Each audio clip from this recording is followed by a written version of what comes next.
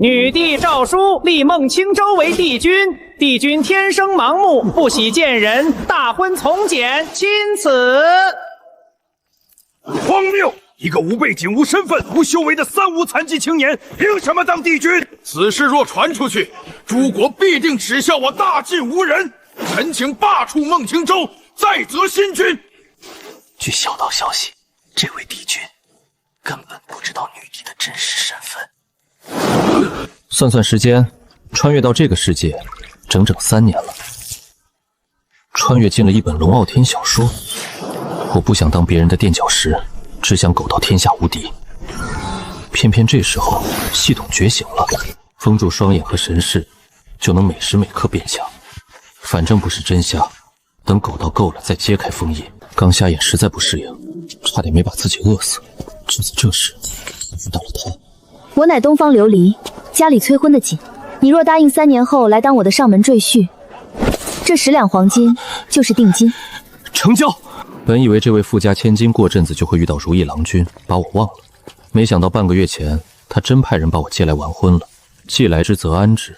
如今我已是搬山境，建议登堂入室，在这小小的金朝村，绝对算得上一方巨擘了。丁，累积盲目3年，触发超级奖励100倍暴击。仙级品质时空剑意，剑意可影响时间与空间。仙级，整整3年，头一次出仙级奖励。修至大成，一剑倒流时光，一剑扭曲空间。好强，境界还是搬山境，但实力直接翻了1倍。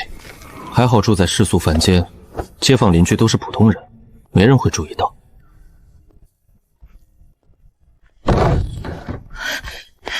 老爷，你没事吧？奴婢方才听见动静，您受伤了吗？没事，浇花的时候手滑了。老爷，不准欺负奴婢！东方家不愧是村里最有钱的人家，连丫鬟皮肤都这么细嫩。青秋，你是不是想学剑？是啊，我想学剑保护夫人和老爷。正好，我想起一篇剑道经文，几年前游历江湖时候，一位白胡子老爷爷送给我的，讲给你听。老爷，您怎么知道是白胡子老爷爷？坏了，忘了我是个瞎子，难不成跟他说，所谓白胡子老爷爷根本不存在，这些只是我自己的感悟？到底听不听？听，随便听听，演一演就好。藏锋鞘内，蓄势而发，心念气于一力。等等，这些感悟怎么会？这是剑道禅意级别的经文，我竟然直接突破腾云境了。这类剑道经文我还记得不少，以后有空就过来，我给你讲。如此珍贵的经文，青丘无功无德，受之有愧。无妨，于我而言都是身外之物。随口几句就让我突破瓶颈，他说这只是身外之物。方才那股剑意，连天上的云都撕碎了。帝君果然深不可测。而此刻的孟青州还以为自己住在一个叫金朝村的偏远乡下。好可怕的剑意！若有刺客潜伏，帝君危矣！莫慌，这剑意竟仿佛能跨越光阴斩人。老夫已传音陛下，自有高手前去探明。哼，遇刺才好。一个毫无修为的瞎子残废，何德何能担起我大晋帝君之名？陛下糊涂，若是则本世子为帝君，蜀地20万精锐，随时听候调遣。竟被个瞎子抢了女人，真恨不得亲手宰了他！是女帝的捧剑侍从，冷艳剑仙苏青秋，14岁便修成1品巅峰，假以时日，必成剑道大能。青秋姑娘，你卡在1品巅峰2年毫无经济，本世子这儿有一颗万金难求的破境丹药，只要你开口，便能助你直达腾云境。滚开！腾云境，这怎么可能？承蒙帝君点拨，一招顿悟，回你丹药列作惩戒，再敢拦路，决斗台上见。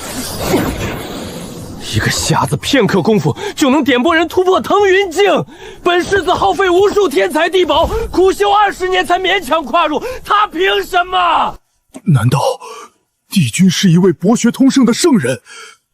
看来咱们这位瞎子帝君深不可测啊。他本名秦琉璃，给自己改名东方，寓意日出东方，立志要结束这几百年的诸国乱战，是真正的千古女帝。这场婚姻不过是他为了堵住朝臣用美男计腐蚀自己的政治交易。陛下，太极殿无刺客，帝君安凶，但属下找不到剑意源头。腾云镜似乎还感悟到了剑意，他一介毫无修为的江湖草莽，从何得来如此高深的剑道感悟？随朕去瞧瞧。另外，继续查那道冲天剑意。是。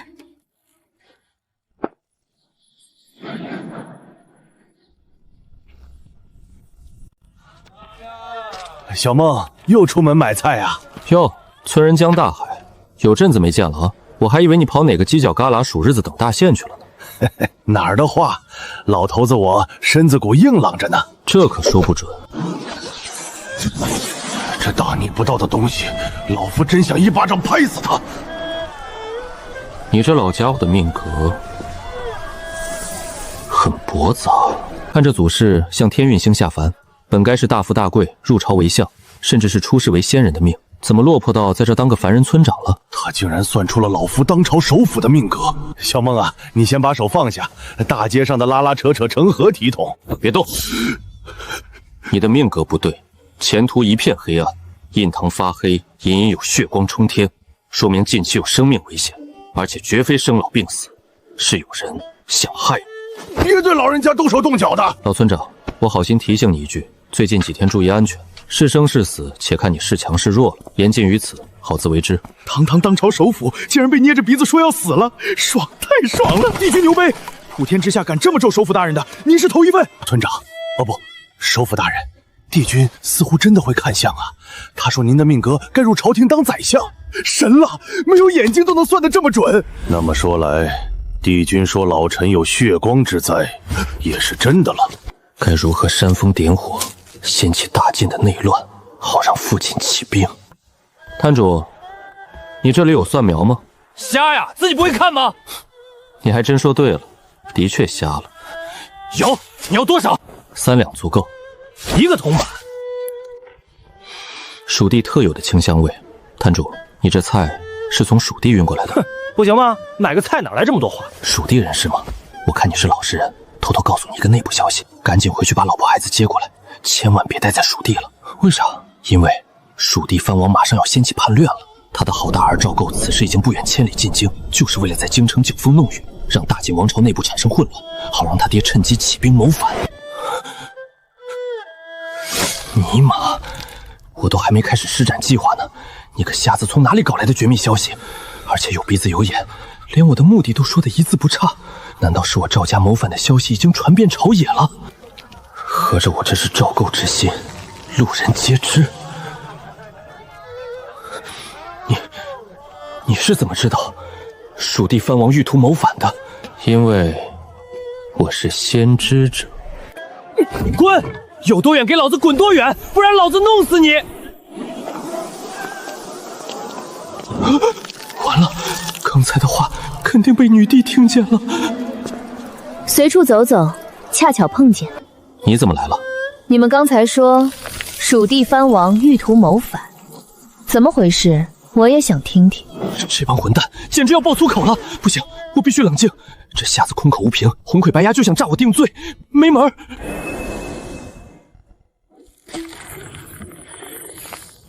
这位夫人误会了，胡言乱语罢了。这位小兄弟说他自己能预知未来，预测蜀地藩王将要怕犯，好心让我赶紧带着一家老小逃离蜀地呢。这位后宫之主真是不知者无畏，竟敢当众调侃手握重兵的藩王。等明天早朝，定要参这瞎子帝君一本，随意给藩王扣谋反的帽子，必须严惩。哦，是吗？谁说我胡言乱语了？没错，妖言惑众，正好趁此机会将他拉下马。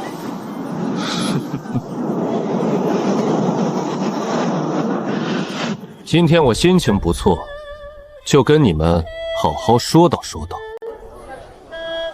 污蔑造谣一位功勋卓著的藩王，且不论你究竟是何居心，光是这份罪责，无论是谁都保不下你。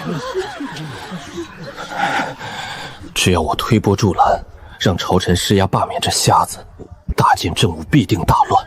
到那时，我不仅能完成父王的谋反大业，甚至还能趁虚而入，把这大晋最高贵的女人收入囊中，一箭双雕。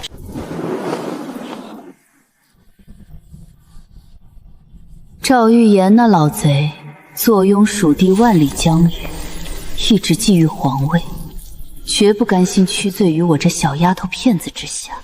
若让他知道我名义上的夫君公然造谣他谋反，定会借题发挥。不过，且看看你这瞎子还有什么底牌。我孟某人从不造谣。既然你想知道我为何如此断定蜀地藩王必定谋反，我就跟你好好说道说道。天下大事，分久必合，合久必分。诸国混战数百年，如今八荒一统，迫在眉睫，谁也不想成为垫脚石。赵玉涵根本不相信女帝陛下能带领大晋走向胜利。自从3年前女帝登基，赵玉皇便在蜀地大肆屯兵，疯狂招揽修行者，这等招招野心，还不够明显吗？好一个九族消消乐的大胆发言！分久必合，合久必分，说得好。偏居一隅而知天下事，帝君有大智慧啊！他不会真是传说中的圣人吧？圣人不论修为高低，凡能悟天道者，皆为圣人。在圣人眼中，天下间没有任何秘密。这能说明什么？屯兵扩张就能断定蜀王谋反吗？别急，我还没说完呢。蜀王赵玉涵确实没离开蜀地，可他的亲生儿子世子赵构10几天前不是已经悄悄潜入京城了吗？赵构怎么了？赵构此次进京，目的很简单，就是要想方设法破坏大晋内政。他率领的一队顶尖刺客杀手，早已潜伏在这京城之中。赵构才是掀起叛乱的那根导火索。我猜，藩王赵玉皇此刻已经陈兵100万，就等着他这个好大儿给他创造谋反的绝佳时机。什么情况？这绝密计划明明只有我和父王2个人知道，他怎么可能知道的一字不差？连我带了刺客都知道？难道有叛徒？不可能！难道我自己才是叛徒？不会，真被他说中了吧？说到底，你还是没有证据。你一个卖菜的，关你屁事啊！干嘛非追着我要证据？孟青州，我也想知道，你可有证据表明赵构进京是为了协助蜀王反叛？行，既然媳妇儿你也好奇，那我就说说。你特么还真有证据？据我推测，赵构率领的那些杀手，此刻已经悄悄潜入的首朝府江沧海的府邸，他们准备刺杀首府大人。这瓜居然吃到老夫自己头上了！赵构这小兔崽子，竟敢刺杀老夫！严查。那我就拭目以待了。过几天估计就会有消息了，到时候你看我说的准不准？回首府，问出来是何人指使了吗？属下直接搜了那些杀手的灵魂记忆，千真万确，正是世子赵构的死事。圣人，只言片语便能使一品剑修突破天看，偏居一隅却能如亲眼所见般推演天下大牌，这不是圣人还能是什么？我家这草莽夫君，竟然真的是一位通晓过去未来的圣人！荒谬，太荒谬了！你个瞎子算什么东西？凭你也想覆灭我蜀地多年的谋划，给我死来！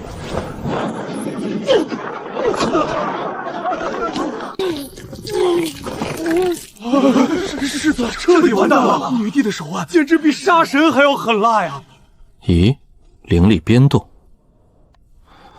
散得这么快，估计是哪个路过的修士吧。太主，听我一句劝，赶紧携家带口离开蜀地吧。赵玉航虽有雄才大略，但蜀地纵深太短，他若想对抗整个大晋王，必会强行征召兵卒，届时无论有无修为，男女老少皆要参战。蜀地100万户，家家门前挂白绫，惨呐！你个该死的瞎子！要不是你，我属于大计怎会付之一看？有种解开老子禁制！又是一则圣人预言，要榨干整片蜀地的人口资源。家家门前挂白绫，此事必须早做防备。日行一善，今天又救了一个人。我菜买完了，先走一步，告辞。一起回去吧。也好，今天让你尝尝我的手艺。带走，老夫要亲自审讯。乱世已至，圣人将出。难道说天命在我大晋？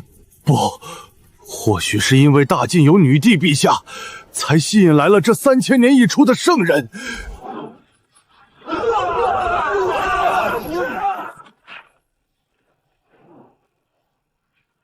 首府，史料记载，圣人感悟天道，必须顺天而行，绝无法成为逆天而行的修行者。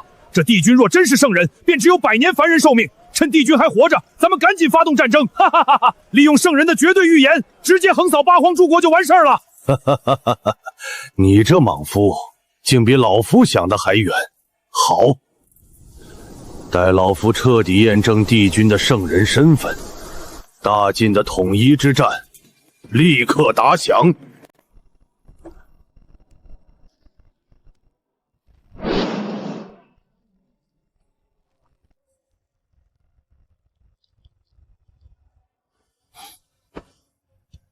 尝尝看。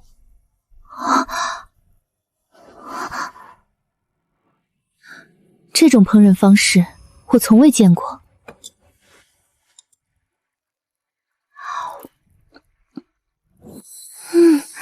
好香。味道如何？这个菜叫粉蒸肉，那边是红烧排骨。若以后东方姑娘嘴馋，尽管跟我说。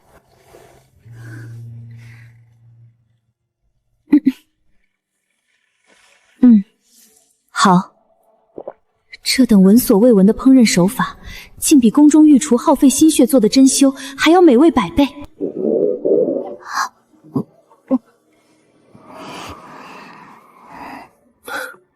青丘是吧？坐下来一起吃吧。私下里，在我这儿不用在乎那么多规矩。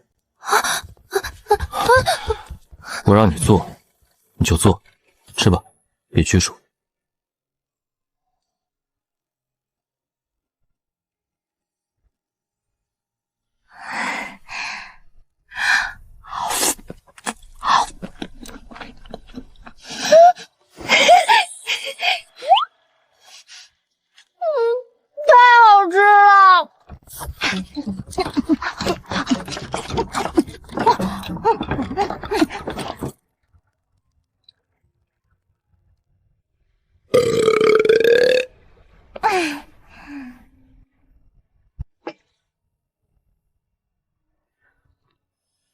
青州，我想知道你对大晋的未来有何见解？你对当朝皇帝秦琉璃又是何看法？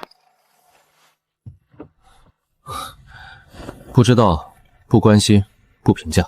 去预言大晋的未来趋势，那跟在火坑边上跳踢踏舞有什么区别？苟住才是王道。放心，只是闲聊而已，我保证绝不会往外说半个字。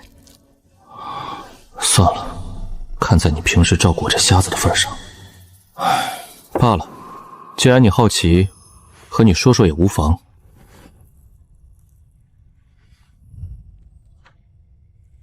大晋国运昌盛，未来或许可以逐鹿九州，一统天下。那不是很好吗？你何故叹息？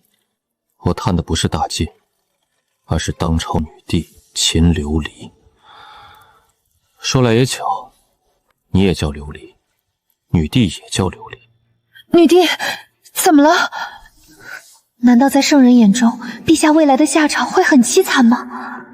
女帝文治武功，修为盖世，当然是个好皇帝，但她太着急了。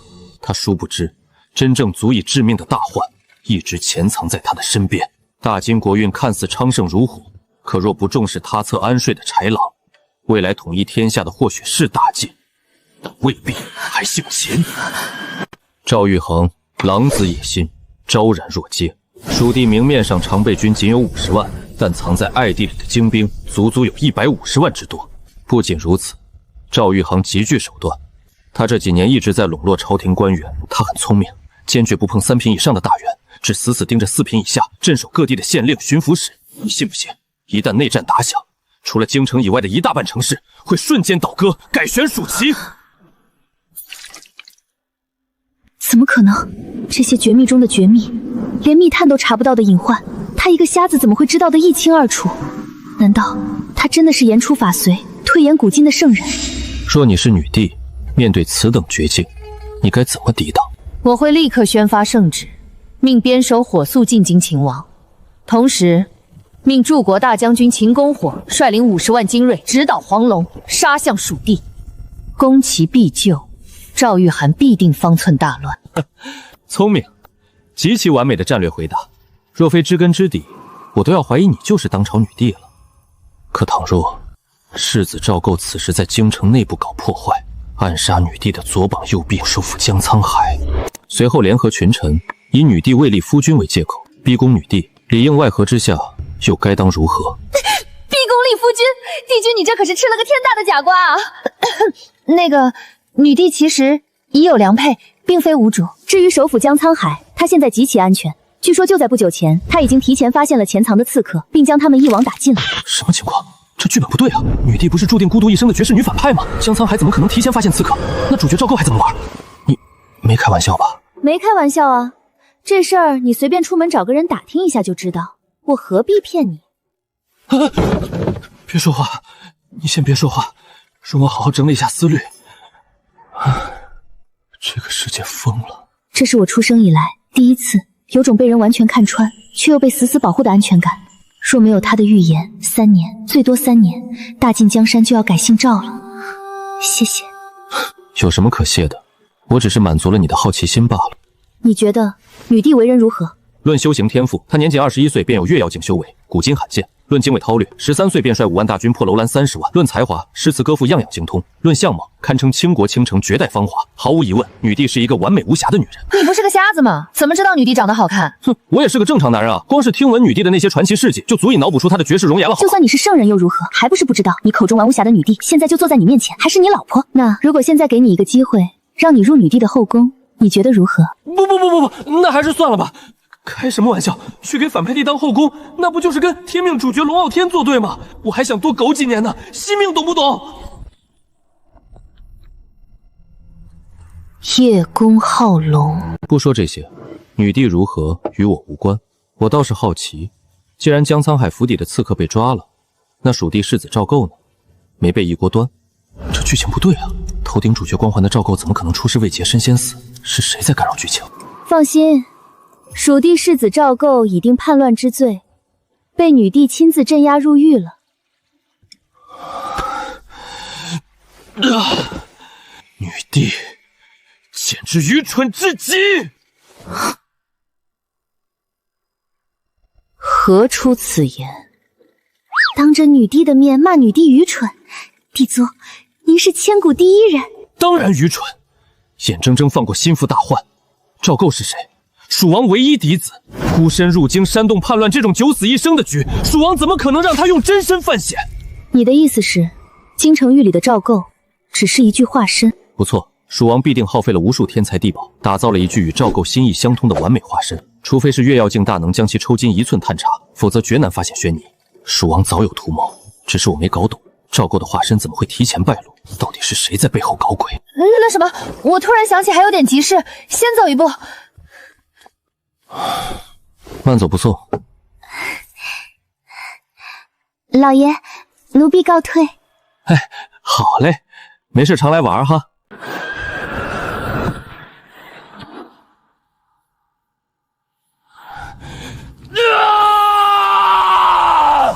不，该死的孟青州，我赵构与你不共戴天！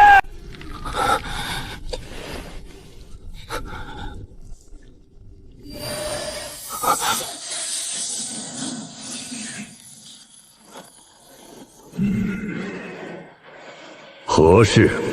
父亲，孩儿无能，计划失败，化身已被迫自我毁灭。废物，一点小事都办不好，本王要你有何用？父亲息怒，不能全怪孩儿，只怪那个瞎子帝君孟青舟。他仿佛能预知未来，当面精准揭穿我们的所有底牌，才导致化身直接被捕。孟青舟，那个半个月前女帝新立的草莽帝君。正是，父亲，此人太过妖异，犹如未卜先知，若放任自流，必成大患。孩儿恳请提前扼杀此人，杀他既能永绝后患，又能引发大晋朝堂动荡，一石二鸟。允了，但你给本王记住，手脚做干净些，杀了他立刻滚回蜀地。在此期间，本王会下令潜伏在各地的郡守县令，在大晋版图上全面点燃战火，给秦留林找点乐子。多谢父亲，孩儿必不如命。五蝶，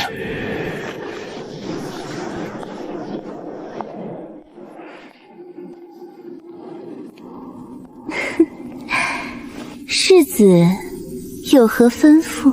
这几天替本世子守关，辛苦了。过来，让本世子瞧瞧，是不是又疯了？奴家一身是毒，比曼陀罗花还要凶险的100倍，就连这头发丝上都附着持骨腐心毒。奴家敢给，世子敢碰吗？骚货，给看不给吃，等本叔子的天品去毒丹炼成，看我怎么炮制你！哼，唤你出来是有正事，替本世子去杀一个人，大晋帝君孟青舟。杀人可以，但世子殿下能付给奴家什么报酬呢？只要你完成任务，本世子允诺，让你和你弟弟永远团圆。当真？本世子向来说一不二，可惜啊，你那个废物弟弟早就在毒丘里化成血水了，到时候你这妖女还不是任由本世子拿捏？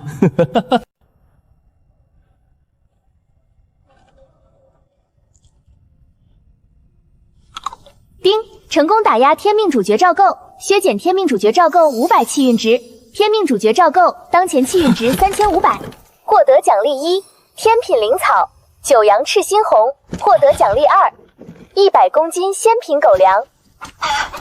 啥意思？天命主角受到打压，跟我有1毛钱关系吗？为何要凭空给我奖励？我懂了，只要赵构受到打压，让这龙傲天傲不起来，我作为反派赘婿就能坐收渔翁之利，获得奖励。不知道是哪位好心人在迫害赵构，之前是我误会你了，现在我诚挚地向你道歉，你是个好人。唉，又是一堆破烂货。九阳赤心莲好歹是个天品宝贝，但对我是真没啥用啊。还有这100公斤鲜品狗粮是什么鬼？我整整3年才签到出一个鲜品，你给我发狗粮，系统你是不是太暴殄天物了？等等，九阳赤心莲听着好耳熟啊！想起来了，原著小说里，女帝为了稳固皇位，进入极阴天池修炼，虽然突破，却染上了阴寒耻骨之痛。这九阳赤心莲正是能治愈女帝寒疾的唯一圣药，便给女帝有弊无利，还容易卷入剧情主线。我才不去趟那浑水，不如给自家媳妇儿享用。这玩意儿妙用无穷，琉璃吃了最起码能延寿100年。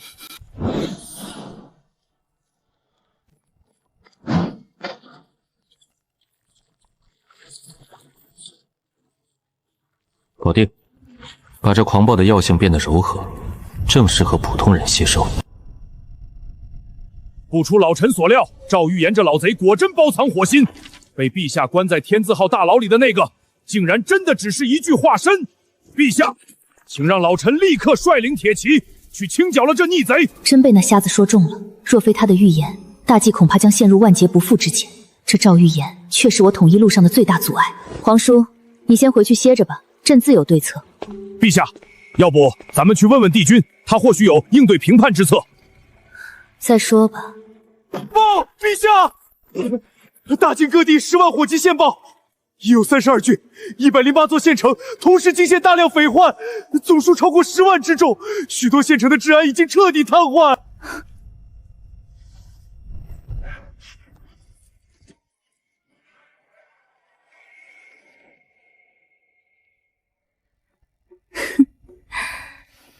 还真被帝君给说中了。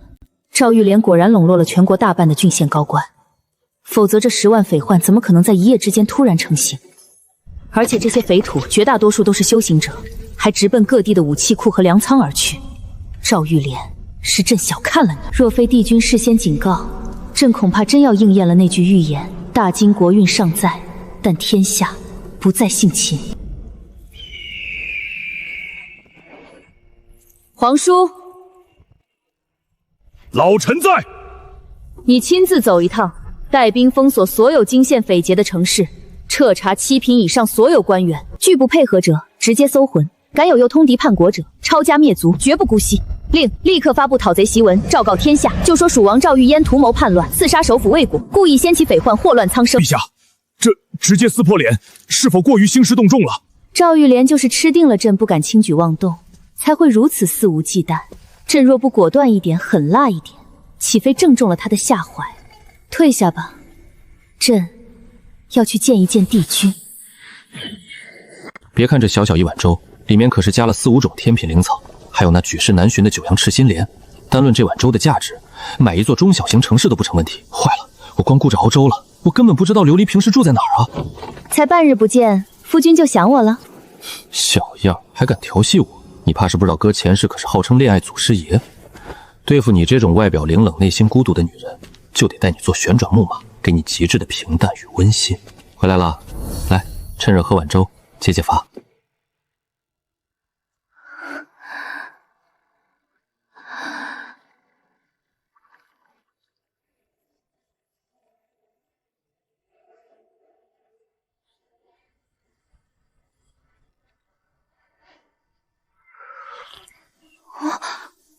这是9阳赤心莲，这绝迹于世间，能解我寒毒的天品圣药，竟然就在这碗平淡无奇的清粥里。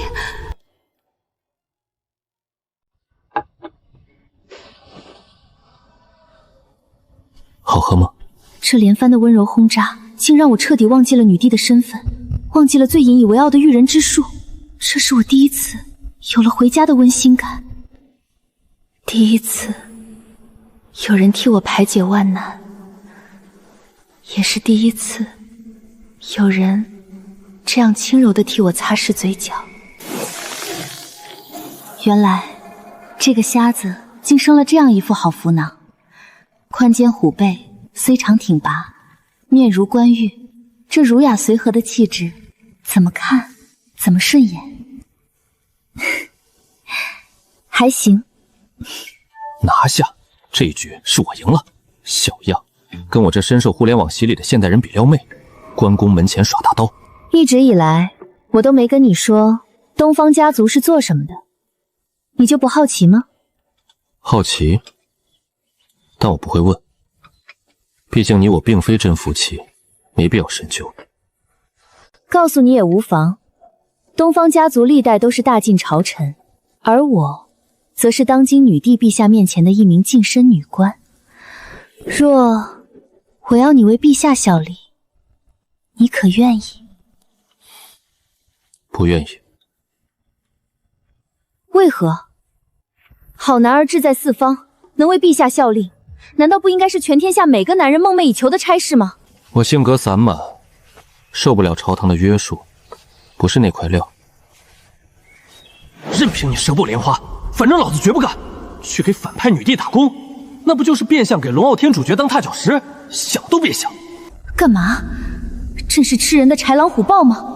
好好好，你不干是吧？朕有的是法子让你干。随你，我先走了。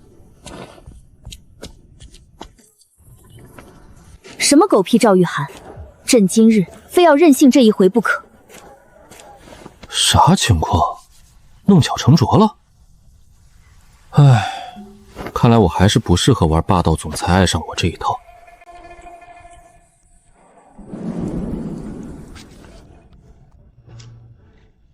女人心，海底针，古人诚不欺我，这到底哪里搞错了？教科书上明明就是这么写的。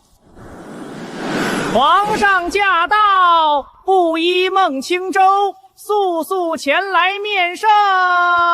皇上，肯定是我没睡醒，幻听了。布衣孟青州，速速前来面圣。我操，真不是幻听，这他妈什么情况？京城距离这破村子足有100里之遥，堂堂大晋女帝怎么跑来偏远乡村？诡异，这剧情线完全不对啊！肯定是我前几天的预言传到了女帝耳朵里，她亲自跑来招揽我了。一旦出去面圣，就等于自动加入女帝阵营，跟天命主角死磕。可如果拒绝，那就是抗旨不遵，无形成了主角队友，洗白弱3分，黑化开花轿啊！这女人黑化后可是能硬刚主角的狠角色，连主角都扛不住，我估计1巴掌就得灰飞烟灭。老爷，陛下来了，您赶紧出去接驾呀！首辅大人，您说陛下突然整这么一出，究竟是想干嘛？不知道。是福不是祸，是祸躲不过。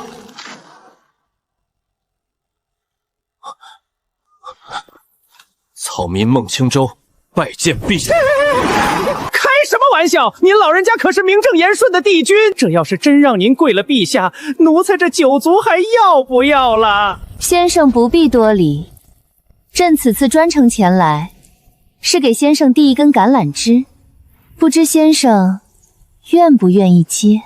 草民才疏学浅，能力微弱，恐无法胜任陛下厚爱。哼，老爷，您就别拒绝了，陛下此次是铁了心要带您走的。小姐也去了京城，短时间内回不来，您就不想再见到她吗？况且，陛下手段极其心狠手辣，您要是再敢拒绝，惹得天颜震怒，怕是要立刻掉脑袋啊！我可以追随陛下前往京城，也可以述职，但草民只愿挂一个虚衔贤旨。陛下若不答应，草民宁愿一死。算了，再拒绝就把两边得罪了。投靠女帝苟一点就是了，我就当个透明人。不信女帝手下猛将个个都是主角的垫脚石。可以，朕答应你。孟爱卿，赶紧去收拾行李吧，朕在这里等你一起回京。小样儿，不掏出马甲真治不了你。今日偏要对你大王硬上弓，你越抗拒，朕越兴奋。首府，让所有见过帝君的人通通闭嘴，绝不允许消泄露分毫。不愧是陛下，手段果然高明。帝君不得干政，又恐身份暴露被有心人利用，便让他改头换面入朝堂。圣人入局，这天下要乱了。不愧是汇聚大晋最高权力的至高正殿，连这空气中都弥漫着金钱和奢马的味道啊！这瞎子想象力还挺丰富。老爷啊，哪有什么金钱的味道？咱们这明明就是绕了京城一大圈，又飞回皇宫了。唯一不同的就是这次降落的是金銮殿，不是金昭村。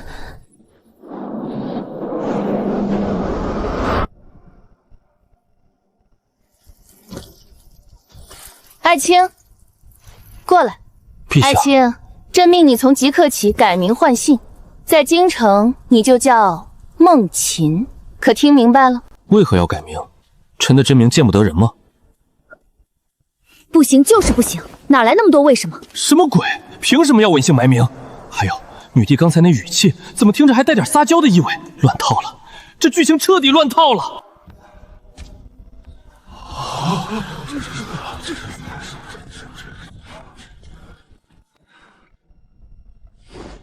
臣孟琴参见陛下。平身。孟爱卿才华高绝，世所罕见，朕决定破格擢升你为礼部尚书侍郎，众爱卿可有异议？我操，好大的官！尚书是正2品，侍郎就是正3品副部长啊，直接一步登天了。自家帝君，别说当侍郎，当首辅，老夫都没意见。一个毫无官身背景、位立寸功的布衣白身，入朝第一天直接擢升正3品，离了个大谱。这孟琴不会是陛下豢养的面皮吧？传闻帝君就是个瞎子，现在又来一个瞎子，陛下似乎对瞎子情有独钟啊！要不咱们明儿也自毁双语试试？不可呀，陛下，您这是将国家法度置于何地？若都像这般视同儿戏，以后谁还肯为国家社稷流血出汗？孟琴，老臣在朝为官数10载，从未听闻此人名号。他非名门虎将，又非状元榜眼，无官身部署，无功劳社稷，凭什么一步登天？区区一介草民，就算有泼天才华，上个7品官身就顶天了，哪里蹦出来的野小子？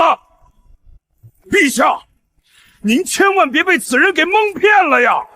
这瞎子敢忤逆圣意，不想当官，这就当是给你的惩罚和考验吧。若是你能让这帮老顽固心服口服最好，若是不行，那就乖乖滚回金朝村，当你的瞎眼赘婿去吧。老子本来就不想掺和这破庙堂，看在女帝面子上才勉强来当官，我都还没发火呢，你们这群跳梁小丑反倒先嫌弃上我了。我本是一介布衣，幸得陛下垂青不惜千里迢迢招揽。我原以为能站在这金銮殿上的上清国公们，个个都是人中龙凤，国之栋梁，不曾想，竟全是些恃才傲物、心胸狭隘的鼠目寸绾之辈！狂妄放肆！哼，好大的口气！你有什么真本事，拿出来让本王瞧瞧。若只是顾名钓誉之徒，休怪本王在这大殿之上亲手斩了你！敢问你是何人？本王欧阳胜，封号陆上王，正三品。你个残废，也想一步登天和本宫平起平坐，简直是天大的笑话！哼，装腔作势的废物，露馅了吧？某双眼虽盲，但能看透天机。刚才我测算了一下你的命格，终是让我窥见了一角隐秘。哼，哦，说来听听。欧阳胜，青州陇上郡人士，幼时家贫，从军入伍后，靠着拿命拼出来的一沓军功簿，逆天改命，一步步爬到了今天正三品头侯的位置。哈哈哈哈哈哈！这些都是人尽皆知的履历，你也好意思拿出来糊弄人？哦，圣人预言来了，这欧阳胜要倒大霉了。前年中旬，青州突然爆发大疫，10座县城近10万无辜百姓感染奇毒暴毙而亡。这桩惊天惨案，最终因为找不到源头，成了无头公案。而事实的真相却是，陆上王欧阳胜为了突破搬山境的修炼瓶颈，不惜修炼邪魔禁忌之法，活生生祭祀毒杀了那10万百姓，泯灭人性，罪不容赦！你敢在这金銮殿上污蔑本王，信不信本王现在就活劈了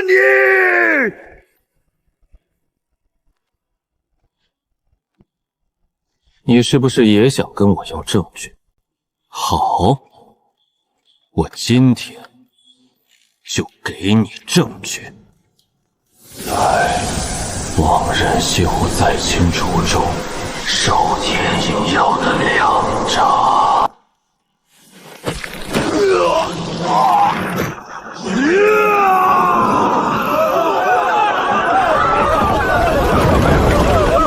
这是失传的古老幻魔咒语，陆上王他竟然真的堕入魔道了！礼部侍郎没有胡说，欧阳胜这乱臣贼子，真的是2年前庆州10万枯骨的罪魁祸首。10万活生生的人口啊！说献祭就献祭了，何等歹毒！御林军听令，将这魔物拖下去，凌迟处死，用他的血肉祭奠青州冤死的10万亡魂。爱卿，继续吧。不愧是女帝，懂我。之前质疑我的人都站出来排好队，我今天心情好，挨个给你们测算一下命格，向你们一一展示。这哪是测命格啊，这分明是九族消消乐的点名课啊！谁特么敢站出去？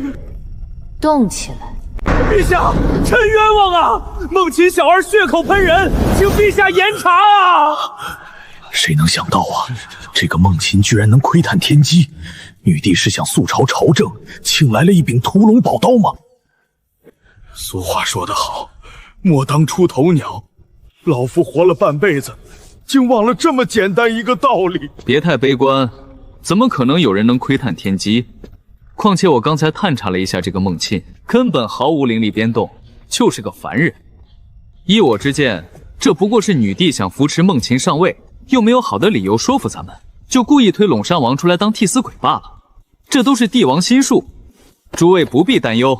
是这个道理。可惜了陇上王，不到40岁就成了替罪羊。你啊，算了，事情不大，换下一个吧。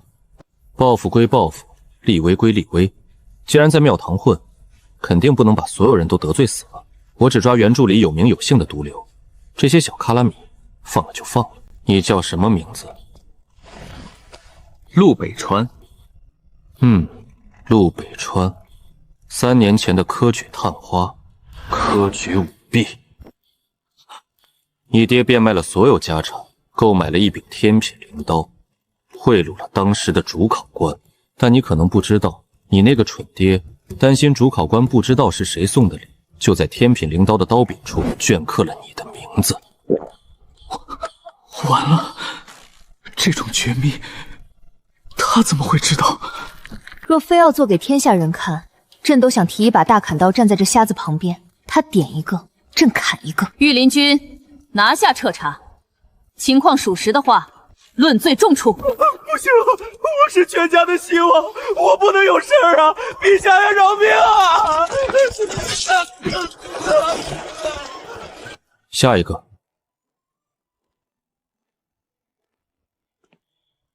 首府江沧海。这名字好耳熟啊，这不是金朝村那个老村长吗？等等，我得确认一下。孟青，你过分了！江沧海可是大计的顶梁柱，他若是出了大问题，大计就彻底没救了。老夫有什么问题吗？难不成老夫在梦游时干了什么见不得光的事？首府大人，您是否有一位失散多年的孪生兄弟？实不相瞒，我的老家有一位名叫江大海的村长，他的生辰八字命格都和你极其相似。不，这都不能说是相似了，简直就像是一个人刻出来的。我严重怀疑他是您失散多年的孪生兄弟，您觉得呢？搞半天你说这个，当然相似了，因为村上江大海就是老夫扮演的呀！你都替我摸骨看病2次了，那个确有其事。你说的江大海我知道，他是老陈的亲哥哥。还真有个说剧情里怎么没写，狗作者又偷懒了。委屈首府了。听见没？首府大人真有个哥哥在乡下，赶紧派人去查查那江大海在哪儿，咱们也好去送点礼，走夫人路线，不，走哥哥路线啊！老夫一世英名，这青玉彻底被这丫头毁了。臣冤枉啊！完了，全完了。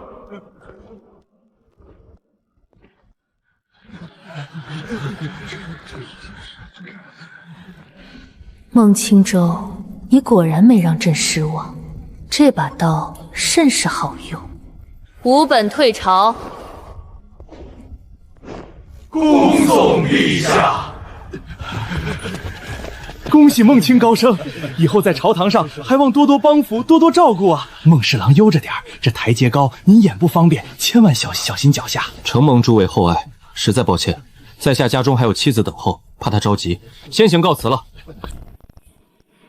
孟青，你在京城尚无居所，不如随朕一同回宫暂住一段时日，如何？陛下带一个瞎子男臣回后宫暂住，这合乎礼法吗？这不妥吧？有何不妥？在这大晋，还没人敢乱嚼朕的舌根子。微臣家中确有妻子等候，若回家晚了，怕他担心。朕倒有些好奇，你很喜欢你的妻子吗？都有吧。具体说说看。特么的，你是不是有什么毛病？非逼我放大招是吧？行。服饰万千，无碍有3：一为日，2为月，3为清。日为朝，月为暮，清为朝朝暮暮。还有吗？晓看天色，暮看云，行也思亲，坐也思亲。继续。初见乍惊欢，久处亦怦然。朕明白了，你可以回去了。言辞朴素却句句直戳人心，不需要华丽的辞藻对泣。孟侍郎当真大才，没想到侍郎与令夫人竟有此等真情，择日下官定设宴赔罪。坏了，现代土味情话对他们来说太超前了。告辞。这大半夜的上哪儿找客栈去？看来今晚得找个破庙对付一宿了。刚才在御辇上听到的那些话，天哪，太震撼了。咦，你怎么来了？等你。原来是收到我被封官的消息，特地在这里等我。回家吧。他在用脚步声给我引路，告诉我哪里有障碍，哪里畅通无阻。话说，自从我入赘以来，还没见过伯父伯母，我是不是该去拜见一下？无父无母，东方家族只有我和一位族叔。完了，踩雷了！我果然不适合撩妹，只配说土味情话。在京城这种寸土寸金的地方，能有这么大套宅子，看来东方家族确实厉害。去，瞎叫唤什么？没看见男主人回家了吗？一点眼力劲儿都没有的孽畜！那可是大晋的镇国神兽啊！老爷，你一脚给踹飞了！老子可是镇国神兽，这个死瞎子竟然真的把我当成一条土狗给踹了！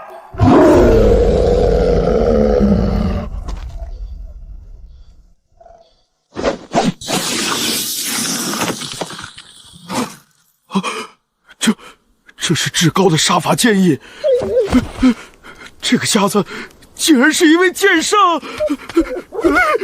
惹不起！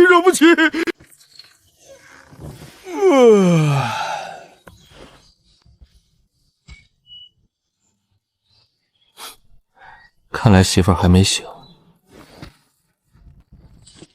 放肆！吾乃大晋镇国神兽，寿元30万载，拯救过万民于水火。你个瞎子，竟敢拿狗链穿本神君，信不信我咬死你？老实点啊，别乱跑。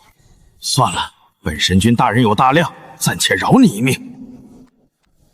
既然闲着也是闲着，搞绿化。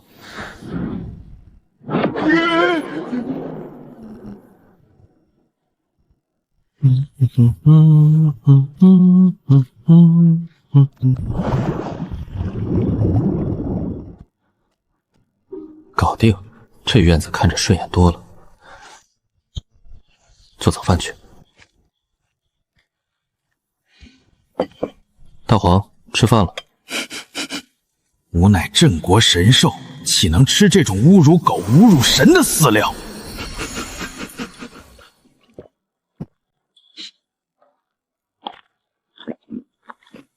这狗粮竟然蕴含万种灵兽血脉，甚至还掺杂了一丝真正的神兽血肉，太好吃了！什么神兽的威严，在极品狗粮面前连个屁都不算。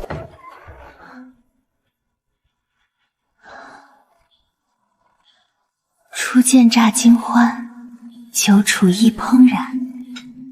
这瞎子哪儿学来的这些话？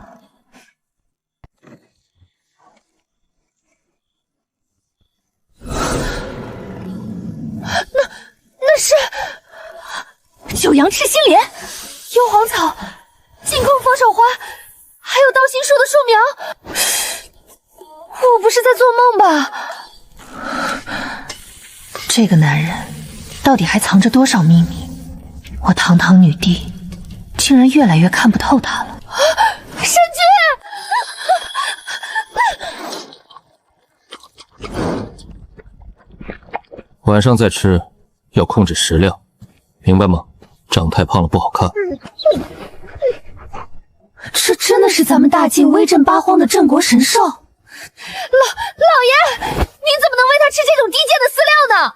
这不是饲料，是高级鲜品狗粮，特有营养，舔狗吃了都说好。神君，您受委屈了，您不能吃这种垃圾。这是皇家牧场专门为您饲养的顶级异兽肉，您快尝尝。呸！什么垃圾货色！你看那瞎子手里狗粮的9牛1毛都比不上。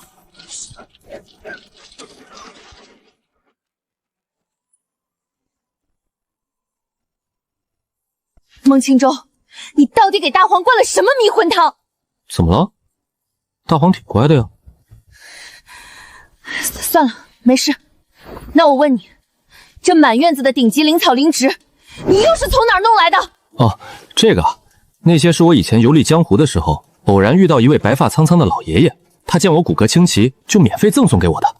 老爷，我怎么记得您说那些绝世剑道典籍，也是一位白发苍苍的老爷爷送给您的？这老爷爷也太大方了吧，什么都送，这说辞也太敷衍了吧。修仙界哪有那么多散财童子老爷爷？罢了，既然他不想说，朕也不逼他，反正朕也瞒了他身份。老爷，昨天宫里有人送来了这身朝服，您等会儿要去礼部拜见首府大人，要穿吗？狗王法则第1条，绝不搞特殊，绝不脱离群众。越是守规矩，越不引人注意。得穿，穿吧。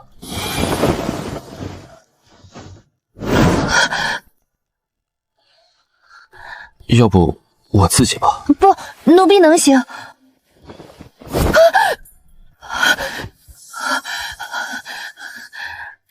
老爷，您等等，这朝服太复杂了，容奴婢研究研究。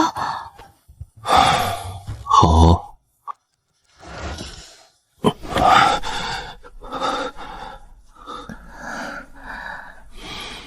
走吧，去礼部拜见咱们的顶头上司首辅大人。是，老爷。听说了吗？女帝陛下原来有特殊癖好，她偏爱瞎子。真的假的？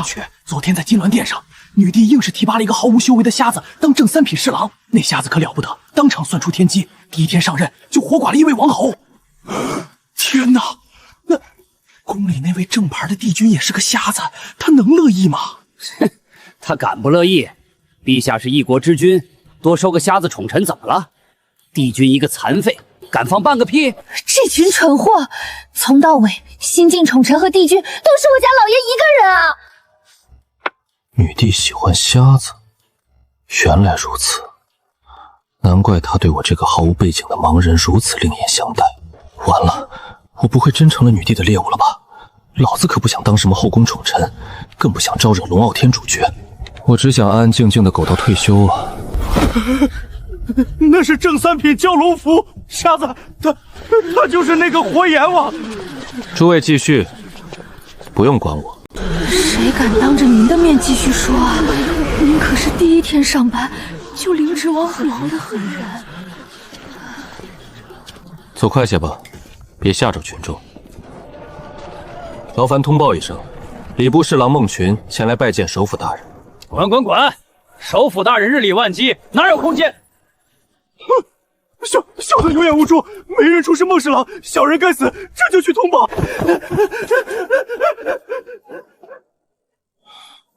我有那么吓人吗？怎么人人见了我都跟见了鬼似的？老爷，您第一天当官就当场凌迟了一位正三品王侯啊！就这，东方小姐昨天听了都没什么反应，我还以为在大典这种事很常见呢。废话，因为那是女帝陛下，死个王侯算什么？下官孟琴拜见首辅大人。哎呀，孟侍郎，快免礼，请坐，快请坐。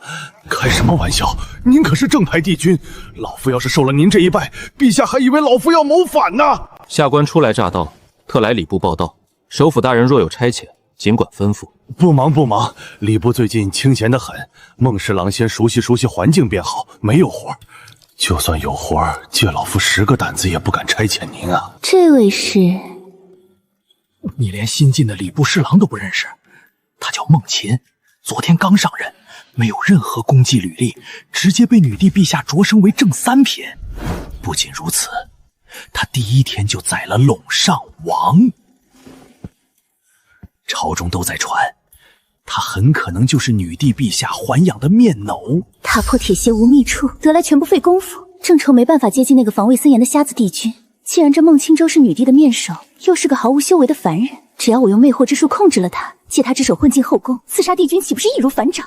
我真是个绝世天才。老夫一个人忙得过来，侍郎回去休息吧。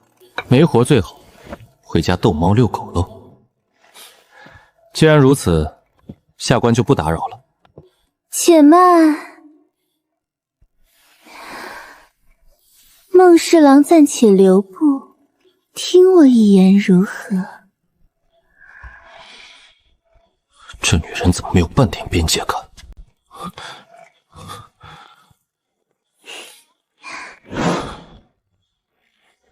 请问阁下是？小女子雨蝶，6品小官，在礼部担任长司之职。当众勾搭当朝帝君，这女人是不是活腻了？想拿脖子试试陛下的刀锋不锋利？先主动肢体接触，撩拨心泄，然后突然拉开距离，制造落差感，这是海王的惯用手段啊！这女人是个极其擅长玩弄人心的顶级绿茶。首辅大人，武蝶有一个建议。孟侍郎上任第一天便舌战群臣，必杀王侯，随后坊间更是流传出侍郎与陛下的种种谣言。若此时礼部再次开放特权，让孟侍郎赋闲在家无所事事，武蝶担心，这不仅对孟侍郎的名声不利，更是对国家制度的破坏。所以呢，你想怎么做？首辅刚才不是交给了属下一个任务吗？我想和侍郎大人一起完成。如此一则来，以后若再有人敢说闲话，认为侍郎大人没有真才实学，咱们便可以用此事狠狠堵住他们。王冕说辞，每一句话都在为我着想，实际上却是在一步步实现他自己的目的。这妖女段位极高。行，依你所言，你和武蝶一起操办陛下即将到来的生辰宴。孟侍郎，没问题吧？没问题。计划第一步完成。只要创造出两人独处的环境，凭我的魅惑之术，这瞎子还不是任我摆布？侍郎大人，距离女帝生辰宴已不足7天，我觉得咱们应该找一处僻静且无人打扰的地方，仔细探一盘细节。您觉得呢？这丫鬟不仅修为不低，还像个护食的母鸡一样寸步不离，必须把她支开才好下手。骚蹄子，敢对帝君用魅惑之术？若非陛下严令禁止暴露修为，我现在就一剑斩了你这狗胆包天的东西！这位妹妹，好大的脾气。工作固然要紧，可现在是午饭时间，天大的事儿也得等我吃饱喝足、休息好了再说。那正好呀，初到京城，还没个落脚的地方呢，不知能否有幸尝尝侍郎大人的手艺？不行，侍郎家中已有妻室，请你自重。只是蹭口饭而已，我又不图别的。这位丫鬟，你在瞎讲行了，我是个倒插门入赘的赘婿，在家中本就没什么话语权，你可以先跟过来。但若是我媳妇大人怪罪，还请武蝶姑娘自行离去。堂堂正三品尚书侍郎，第一天就敢活剐王侯的绝世狠人，竟然是个吃软饭的赘婿。没问题。发生什么事了？这么热闹？是弄上王欧阳胜正在菜市场门口凌迟处死呢。这都过去整整1天了，还没结束。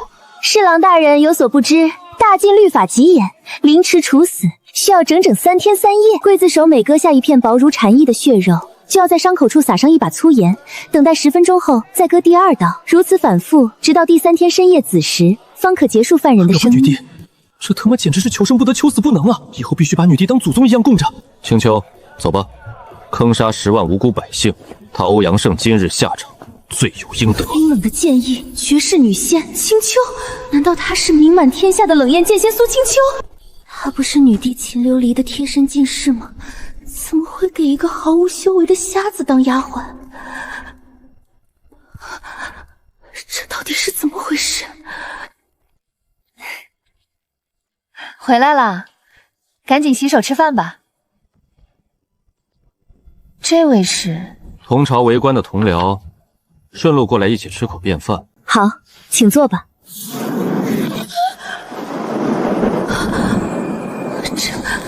这里，你弟！这里有通神大阵的波动，还有那条狗，绝对是镇国神兽。这里根本不是什么普通的秦府，是大晋皇族的祖地啊！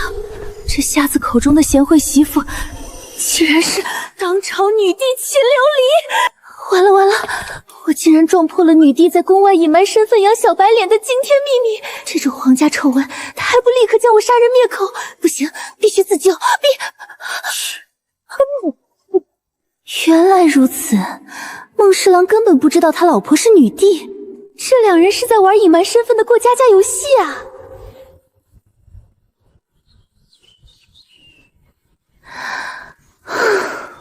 难怪女帝很少回后宫，原来是在宫外金屋藏枪。合着那个宫里正牌的帝君就是个吸引火量的替命羊和小丑啊！估计连女帝的手都没碰过，真可怜。好苦，好辣，好咸，好腥，这什么鬼东西？难道女帝看穿了我是刺客，故意在这菜里下了剧毒，摆下鸿门宴要暗害我？很难吃吗？非常难吃。我感觉还行，很美味，简直是人间绝味。好吃，那就多吃点。你是直男吗？怎么可以这么坦然自若的说难吃？你这是要我的命啊！吃吧，我仿佛看见我太奶在向我招手了。瞧你狼吞虎咽的，别着急，这里还有呢。吃不下了，我宁死也绝不再吃一口了。行了行了，我把这些菜拿回厨房，重新烹饪加工一下吧。这是我第一次下厨，不准辜负。错了。什么错了？我只是帮你修改不足，纠正错误，在原本的基础上翻新一遍，这怎能叫辜负呢？譬如皇帝与臣子，皇帝负责指明大方向，书写宏伟的蓝图，而臣子则是在皇帝这艘理想的蓝图大船上尽心竭力的修修补补。你说这究竟是谁辜负了谁呢？倒不如说是相辅相成，缺一不可。我勒个去！现在的年轻人都这么猛吗？竟然在秦氏祖宅当着列祖列宗的面公然调戏大晋女帝！学到了，学到了！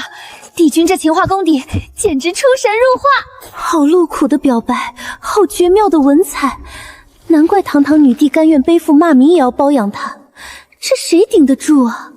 天哪，女帝和孟侍郎竟然是一对，极致的纯爱战神。皇帝与臣子，一个比喻而已，怎么了？没事，依你便是。去修复吧。完了，陛下这是在自我功德啊！这是陷入单相思了吧？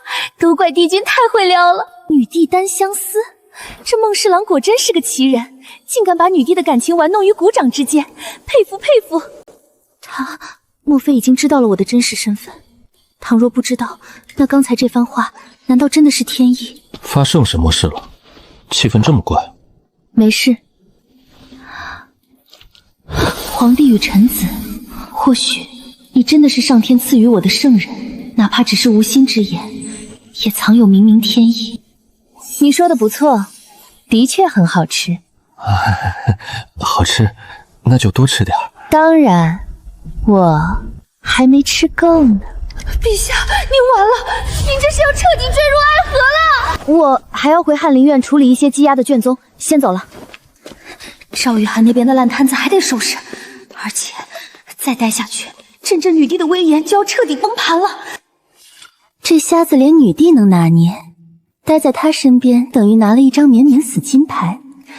只要完成刺杀任务，我就立刻带弟弟远遁海外，再也不趟这趟浑水了。侍郎大人，时间紧迫，我们该去操办首府大人交代的任务了。不急。大黄，走，带你出去溜溜。妈的，跟这个瞎子拼了！本尊堂堂大晋镇国神兽，岂能像普通土狗一样被人牵着去路边拉屎撒尿？再说了，本神兽早辟谷了，根本不需要排泄。别磨蹭，带你出去拉粑粑，快起来！士可杀，不可辱。数到3，再不起来，以后那鲜品狗粮断供。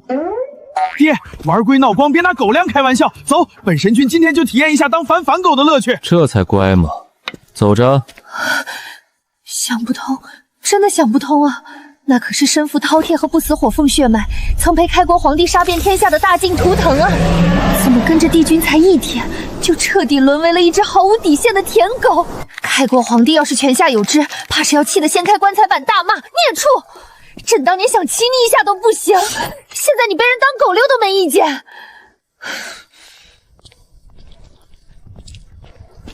传说大晋王朝有一头镇国神兽，曾犯下大错境界被斩，但殊死爆发亦能与月妖精大能一战。后来大晋强盛，那神兽便归隐在了秦氏皇族的祖宅中镇守。这瞎子牵着的狗，难道是大晋镇国神兽？真的是离谱，太离谱了！这瞎子到底是什么怪物？老婆是女帝，丫鬟是冷艳剑仙，连溜的狗都是镇国神兽。说他是个毫无修为背景的凡人，打死我也不信啊！没事吧？没事，侍郎大人。不当人子啊！真如孟帝君预言的那样，大晋一半的州郡官员都反了。若非有圣帝君坐镇指点，大晋危矣。老夫得去拜访一下帝君，讨教下一步的评判良貌。听说了吗？女帝收了个瞎子面首，那瞎子还被封了正3品活阎王。你说什么？哪儿来的小白脸敢勾引陛下？他妈的，老夫才离开3天，怎么感觉像是过了3年？哪个不长眼的敢破坏陛下和帝君的感情？万一帝君一怒之下不给大晋预言了怎么办？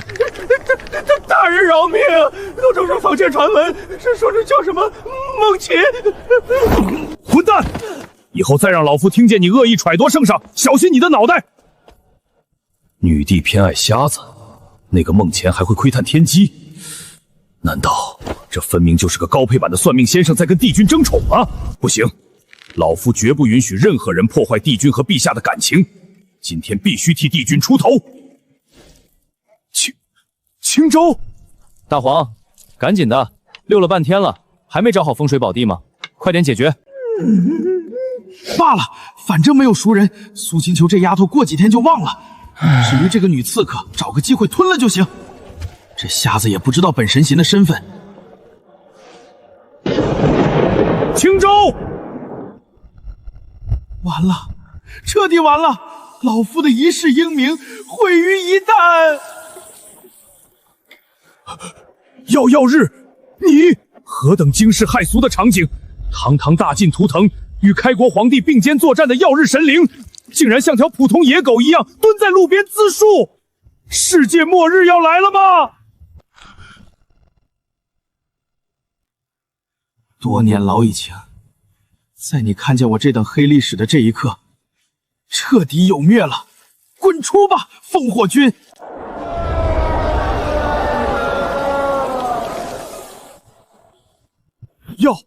耀日神君，这傲娇又羞愧的小表情，还真是他！堂堂镇国神圣啊，这是在干嘛？铁匠，你怎么在这儿？你不是在金朝村吗？怎么跑到京城来了？忘了这茬了。老夫在金朝村客串的是打铁铺的秦三火。老夫来京城看望个亲戚。他乡遇故知啊！走走走，今天我请你喝酒，咱们不醉不归。哈哈哈。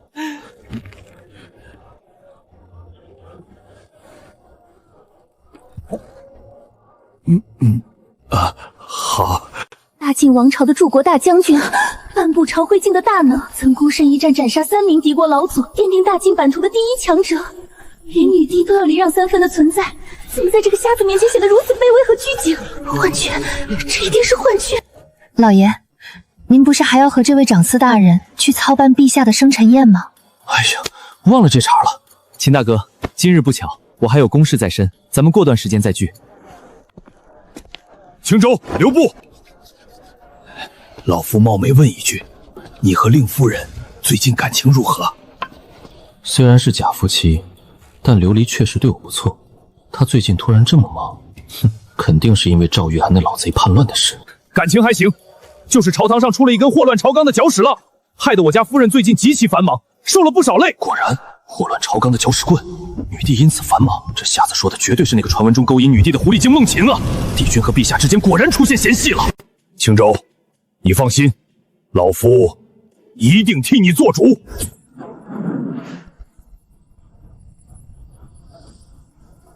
铁匠这是啥意思？替我做什么主？奴婢不知。丁，成功打压天命主角赵构，削减天命主角赵构8气运值。天命主角赵构，当前气运值2700。获得奖励1，仙级极品功法一气化三清。获得奖励2，10年经验值。又打压了，这次居然直接干掉了800点，到底是哪位活菩萨在疯狂输出男主啊？奖励还是仙级极品功法，道祖的绝学啊！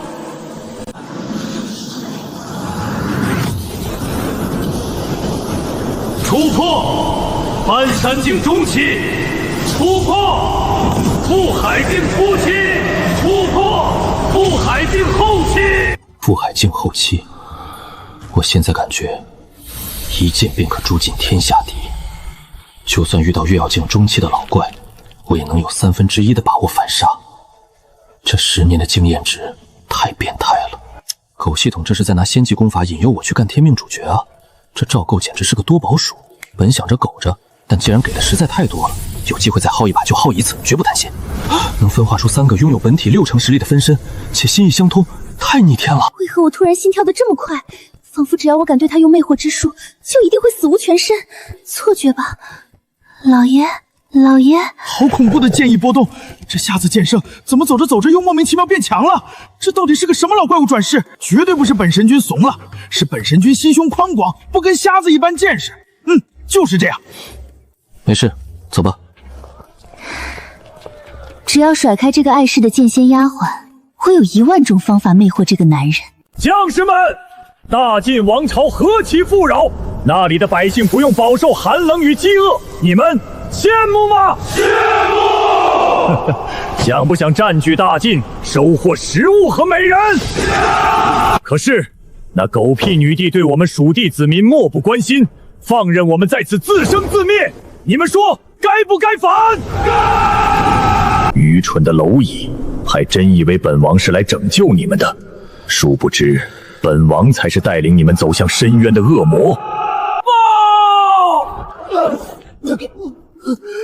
启禀王上，10万火急！数年前咱们暗中策反的那些州郡官员，绝大部分都死了，是那诸国大将军秦烽火亲自动的手。大晋各地的10万匪患，也被大军彻底平定清剿了。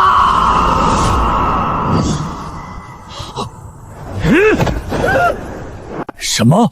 这不可能！女帝反应再快，也不可能在真相未明之前，就敢冒着天下大乱的风险，如此大肆屠杀官员。属下亲眼所见，秦烽火一刀就砍了州官的脑袋啊！废物！你知不知道，女帝为何会突然派遣秦烽火，精准地清除了我策反的所有官员？什么？这么说，我们计划的第1环，岂不是全部失败了？江苍还没死，废患被平，官员死光，连我的分身都搭进去了。这第1环可谓是彻彻底底以失败告终啊！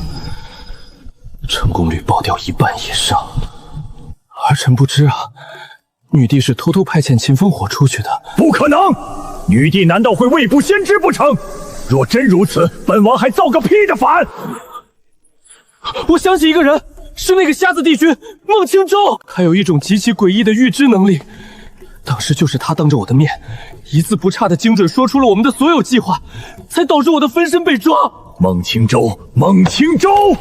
难怪女帝突然变得如此聪明狠辣，原来背后必有着妖人指点。本王要你在3天之内，让孟青舟永远闭嘴。你能否做到？儿臣定不辱命。筹谋多年，竟被一个突然蹦出来的瞎子全盘掀翻。不过武蝶可是半步搬山境的顶级杀手，擅长魅惑和伪装，刺杀区区一介凡人瞎子，还不是手到擒先来？况且他弟弟还在我手里，绝不敢叛变。就让我看看那瞎子是怎么死在武蝶手里的吧。开！先生，女帝的生辰宴，你准备送什么礼物呀？还没想好呢。那先生，你是怎么把那条大黄狗调教的那么听话的呀？简单啊，不听话就打，听话就给饭吃。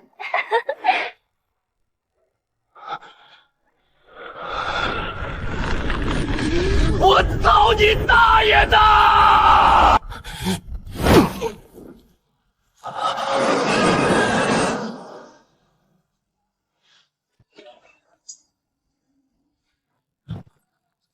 武蝶的亲弟弟还在我手里，他绝不敢背叛我，其中一定另有隐情。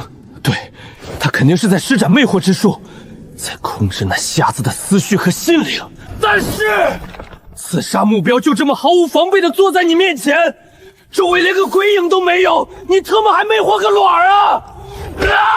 一刀封喉，剃头就走啊！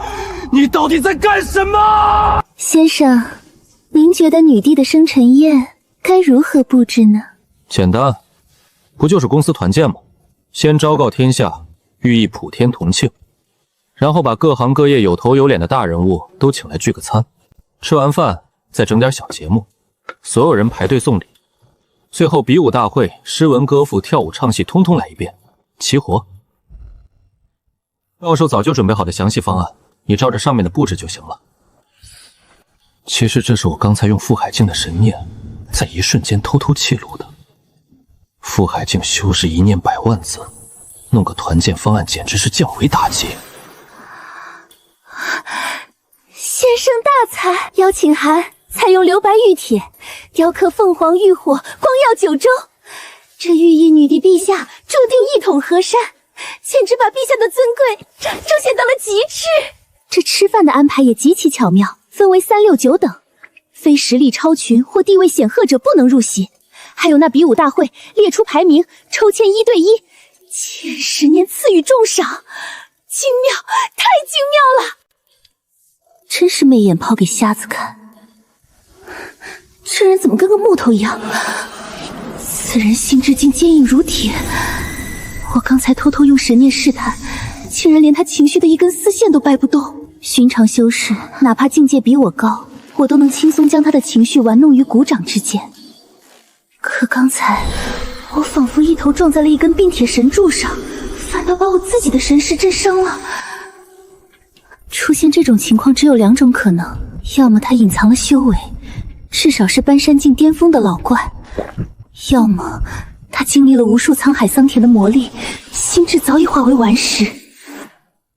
可他明明没有丝毫修为变动啊，他究竟经历了什么，才磨练出这般钢铁心灵？这个男人简直深不可测。你叫雨蝶，对吧？是的，先生。刚才有一瞬间，我的情绪被人用外力波动了一下，幸好施法者境界不高。这小说里根本没有雨蝶这号人物，倒是有个赵胄派来的杀手女配，名叫武蝶，且让我试她一试。你觉得世子赵构此人如何？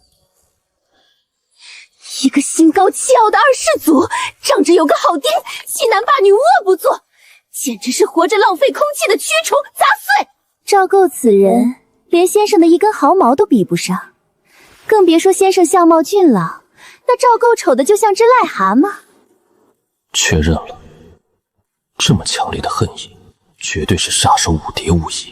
不过赵构这孙子是不是有病？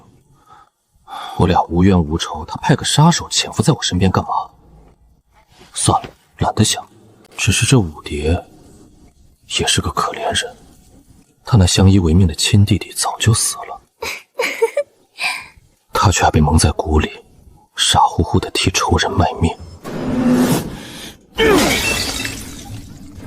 贱人，监牢，替我杀了这对狗男女！包括武蝶。对，这个贱人追随本世子5、6年，连手都不让我碰。每次见我都暗中运毒功，防贼一样防着我。现在倒好，对着一个瞎子倒贴，恨不得立刻把自己洗干净，送上人家的床。不知廉耻！不！杀了那个叫孟前的瞎子，把武蝶的修为给我彻底废掉，然后活捉回来。我要让他知道，背叛本世子的代价是生不如死。好，等等，我派武蝶去杀的是帝君君莫错，这光幕里的是女帝刚封的侍郎孟前，武蝶该不会还没认出他就是孟庆州吧？算了，不管了。反正我只是缠着这妖女的身子，软的不行就来硬的。等她被废了修为抓回来，看她还怎么清高。赵构暴跳如雷，遭受极其严重的精神打击，已失去理智。天命主角气运值减弱100，当前气运值2300，获得奖励天级极品功法周公梦蝶。嚯，又爆装备了！到底是哪位活神仙带着龙傲天主角连续疯狂输出啊？这打压效率也太高了！周公梦蝶，精神一道的法门，对我这种主修剑道的人来说用处不大呀。不过，这功法倒是和眼前这位专精神控制的女刺客极其契合呀。武蝶那妖女走之前问我认不认识帝君，看来是女帝的身份引起了他的怀疑。不过，这跟我有什么关系呢？两耳不闻窗外事，一心只看小叶之书。什么配角、路人甲，只要知道的太多，准会卷入主角和反派的争斗，死于非命。我孟闲鱼绝不趟这趟浑水，还是教教我家小剑仙比较有意思。青丘，过来，老爷今天心情好，给你讲讲剑道经文。谢老爷。我传你一篇天级极品的剑道典籍吧。当然，这可是我以前游历江湖时一位好心的白胡子老爷爷偷偷传授给我的，你可别往外传啊。什么白胡子老爷爷？真以为我是傻子呢？老爷您可是能看透天机的圣人，知晓天下功法，岂不是易如反掌？还在这装神弄鬼？呸！装模作样！什么狗屁白胡子老爷爷！你自己明明就是个瞎子剑圣，还有女帝那丫头，堂堂95之尊在这装贤惠小媳妇。这俩夫妻一个比一个能演，本神君看着都替你们累得慌。可惜本神君昔年杀戮太重，如今口不能言，否则定要当众揭穿你们这对雌雄双骗。回来了，青丘，去把饭菜热一热，顺便把我下午准备好的银耳莲子汤端上来。是老爷。若是朕没看错，这丫头的剑意又精进了，竟然已经突破到了腾云境中期，这进步速度未免太恐怖了吧？青州下午又给你讲解剑道典籍了。是的，陛下，帝君这次传授的典籍奥妙无穷，奴婢受益匪浅。这家伙到底还隐藏了多少秘密？就像1000层饼，揭开一层，永远还有下一层，真是让人捉摸不透。银耳莲子汤清心养肺，最能缓解疲劳，趁热喝。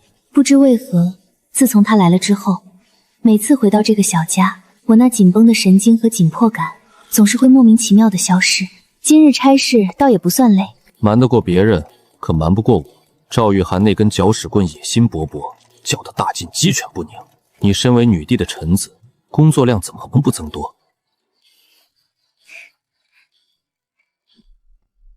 等等，这碗里的莲子竟然是天品圣药九阳赤心莲结出的莲子，这银耳也是天品灵芝，这一碗汤的价值，你可知这一碗汤价值毁何？天级极品灵芝嘛，怕是能买下一位搬山境修士的命了。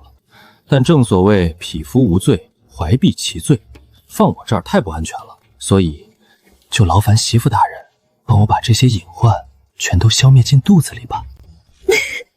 你还真是心胸宽广啊！在我老家，人们通常称呼我这种人为咸鱼。好有意思的称呼。那我决定了，以后我就叫你孟咸鱼。随你开心喽。老爷，这九阳赤心莲对小姐的身体极有好处，您看能不能？没问题，既然对媳妇身体好，那我以后每天都给你熬。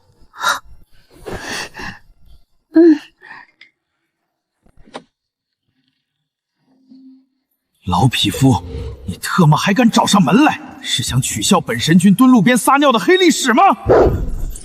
神君，别误会，老夫是来找女帝陛下的。放屁！你特么分明是想跟女帝分享本神君尿书的丑事，书可忍，狗不可忍。不是说你尿书的事儿，真有要紧的军国大事啊！今天老子非咬死你不可！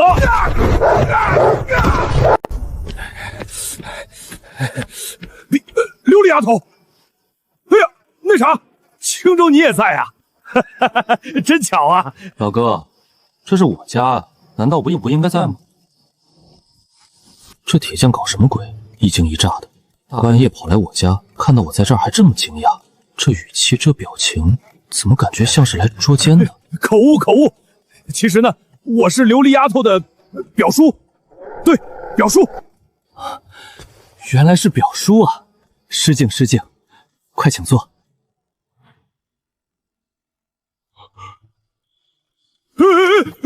关羽，你坐下就好。这特他妈叫什么事儿啊？老夫本来是想来劝诫陛下，别三心二意，赶紧把那个叫孟琴的小白脸出京城，和帝君好好过日子的。谁成想帝君本尊竟然就在这儿坐着，总不能当着帝君的面说，陛下呀，您别给帝君戴绿帽子了吧？这要是说出口，大黄狗非把我活吞了不可。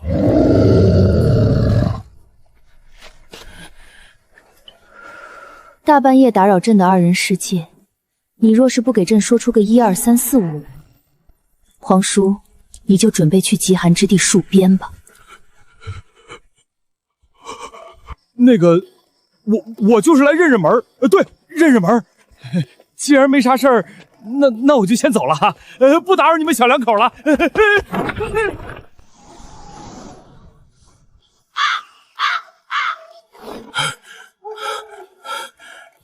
老夫糊涂啊！陛下何等雄才大略，岂是老夫三言两语就能劝动的？这事儿还得靠老夫亲自出手，逼迫陛下做出选择。有了，等到女帝生辰宴那天，老夫就当着满朝文武的面站出来质疑那个小白脸孟秦资历浅薄，然后给他出一道惊天难题。只要他解决不了，那他这小白脸就必须滚出京城。到时候帝君和陛下的感情自然就恢复如初了。老夫真是太聪明了，江沧海那个老狐狸怎么能和老夫这等大智慧相推并论？哼！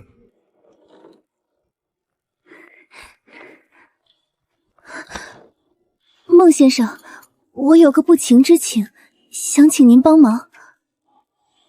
既然是不情之请，那就别请了。直觉告诉我，这女人在帮赵构干活，妥妥的主线任务。我这配角要是随便介入，肯定有血光之灾，坚决不趟这趟浑水。我想见一面当朝帝君，可以吗？你要见帝君做甚？不瞒先生，其实我是当今帝君的结发妻子，他为了前程抛家弃子，我想看看这负心汉到底有没有良心，就放任我们娘俩自生自灭。编，你接着编，要不是我提前看穿了你的身份，还真信了你的邪。这女人的目标竟然是帝君，结合赵构的谋反计划，她这是想刺杀帝君，引起朝政内乱啊！果然是主线剧情，幸亏老子机灵，差点上当。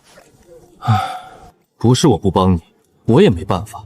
陛下寝宫防卫森严，我身为臣子岂能擅闯？骗鬼呢！你这勾引女帝的套马干汉子，向女帝撒个娇卖个萌，她连星星都能摘给你，还不能擅闯？那先生能陪我出去走走吗？这女人怕是要狗急跳墙来硬的了。也罢，是福不是祸，是祸躲不过。我就陪你走一趟，希望能唤醒你最后的一丝恻隐之心。姑娘，你可千万别逼我辣手摧花啊！可以，但不能太久。绝不耽误先生时间。既然无法控制心智，那就只能武力挟持了。虽然你对我很好，但我必须救我弟弟。对不起了，孟先生。青丘，你留下看家。可是小姐吩咐过，奴婢必须寸步不离，保护老爷安全。无妨，舞蝶姑娘不会害我，你说对吧？当然。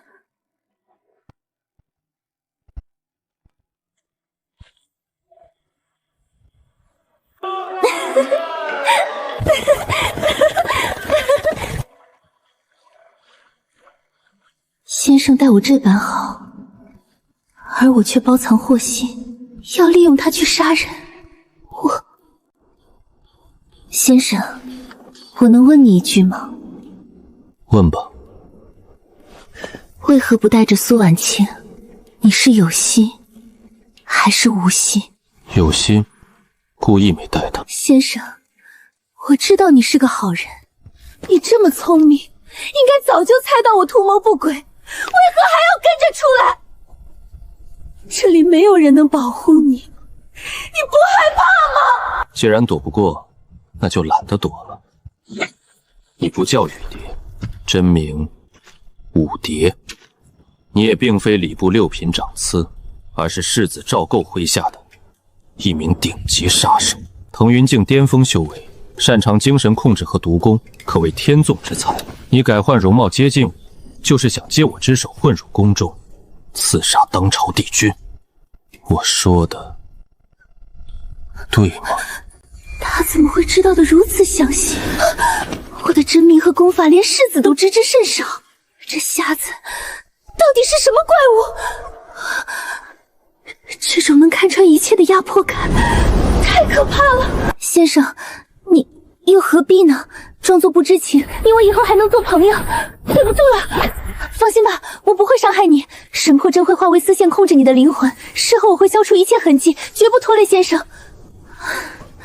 真会给我出难题，杀了你卷入风波，不杀你等同包庇。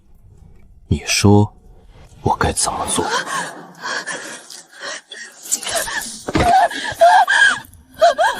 你究竟是什么人？不愿惹尘埃的一介懒散闲人罢了。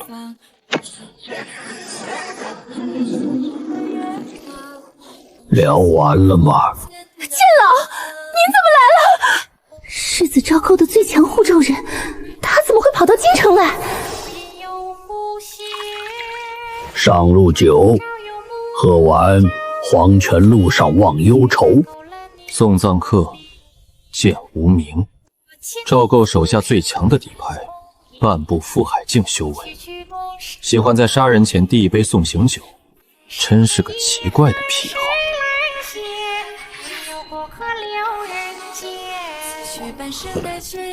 罢了，苟了这么久，今天就放纵一次，喝酒杀人，且助兴。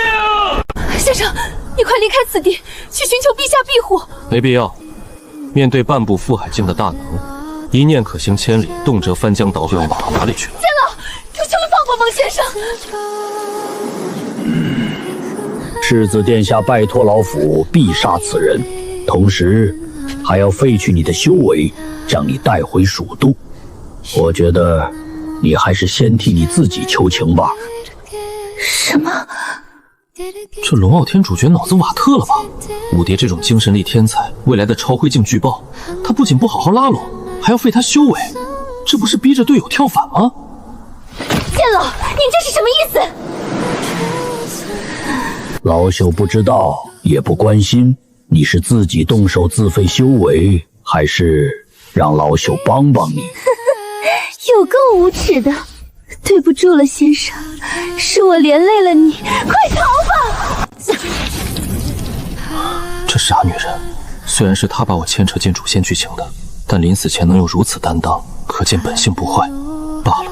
闲话到此为止，你可以上路了。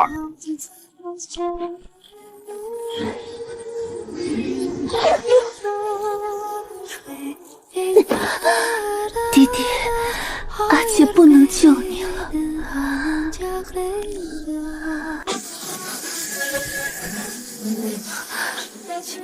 先生，您并非毫无修为的凡人。老头，你觉得自己胜券在握了吗？须知人外有人，天外有天。情报有误，你竟是剑修，而且造诣还不低，有趣。老子已经够猥琐发育了，为了躲你们这些破事儿，连软饭都吃了。结果你们还他妈没完没了的来找麻烦，真当老子是泥捏的？死到临头还在装高手风范，老头，我看你是脑白金补过头了。速速！剑字真言，哇！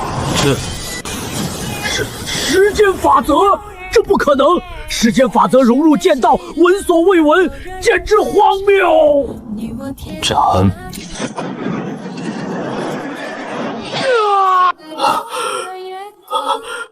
幻术！你的剑意竟然能跨越光阴标记目标，回溯时间干扰过去，硬生生改变现在的既定事实。可恶的赵构，你他妈究竟惹到了什么禁忌的存在？情报组织都是吃屎的吗？这种能斩断时间长河的无上剑圣，你跟老夫说他是凡人？老夫被猪队友坑死了！前辈饶命！是我有眼无珠，我愿付出一切代价，求你饶我一命。知我真实修为，你已是罪无可赦。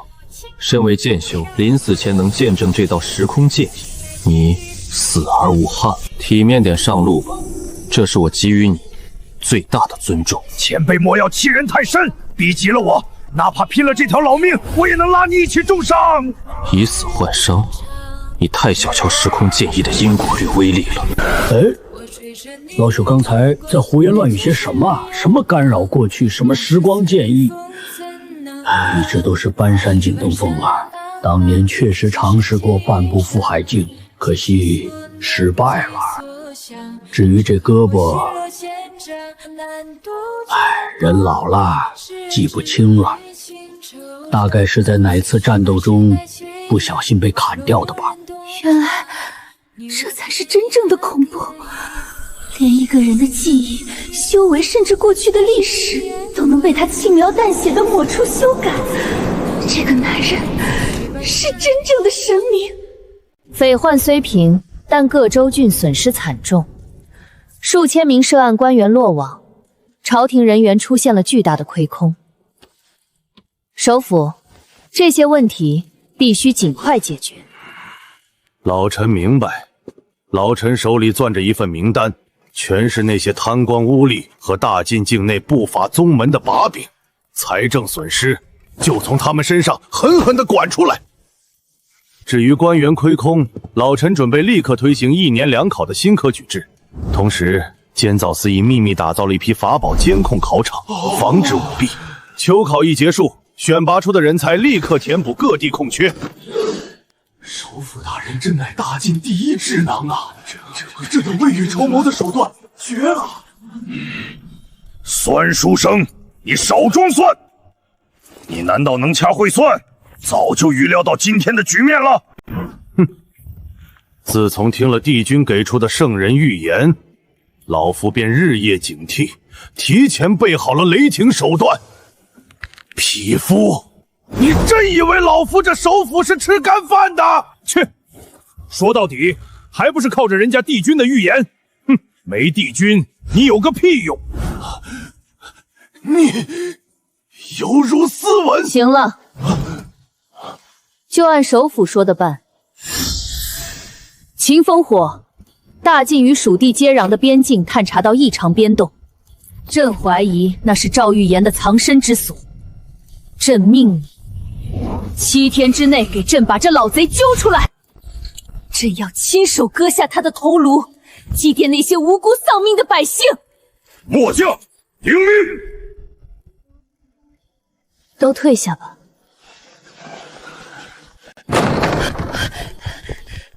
陛下，不好了，老爷被那个妖女带走了，说是去游玩散心。啊！你说的可是礼部那个6品长司雨蝶？对，就是他。陛下，这雨蝶大有问题。臣早在此前就怀疑，他是有人冒名顶替，改变了容貌，潜伏进来的刺客。你既知他有问题，为何知情不报？臣本想放长线钓大鱼，钓出他幕后的主使，臣罪该万死。还请陛下速派人追查雨蝶的去向。苏金秋口中的老爷到底是谁？竟然能让泰山崩于前而四湖变的女帝雷霆震怒，能让权倾朝野的首府大人当众下跪请罪。这人在陛下心中的分量，简直恐怖啊！城南郊外清凉山，那里有时空紊乱的迹象，对方是有备而来，立刻调动羽类军封锁清凉山，其余人随朕杀过去。时光剑意，斩！这简直是世间最残酷的刑罚，逆流时间长河，斩去过去，挥刀斩断未来。哪怕被剥夺了一生苦修，他自己竟然还傻乎乎的以为是记忆出了问题，太恐怖了。你既然抱着杀意而来，就要做好被杀的准备。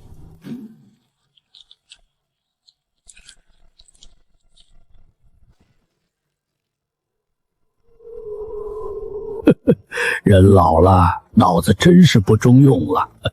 老夫这一生天资愚钝，止步于搬山境后期，哪里见过更高处的风景？竟然还妄想自己是半步赴海境的大能，真是可笑啊！可笑！斩！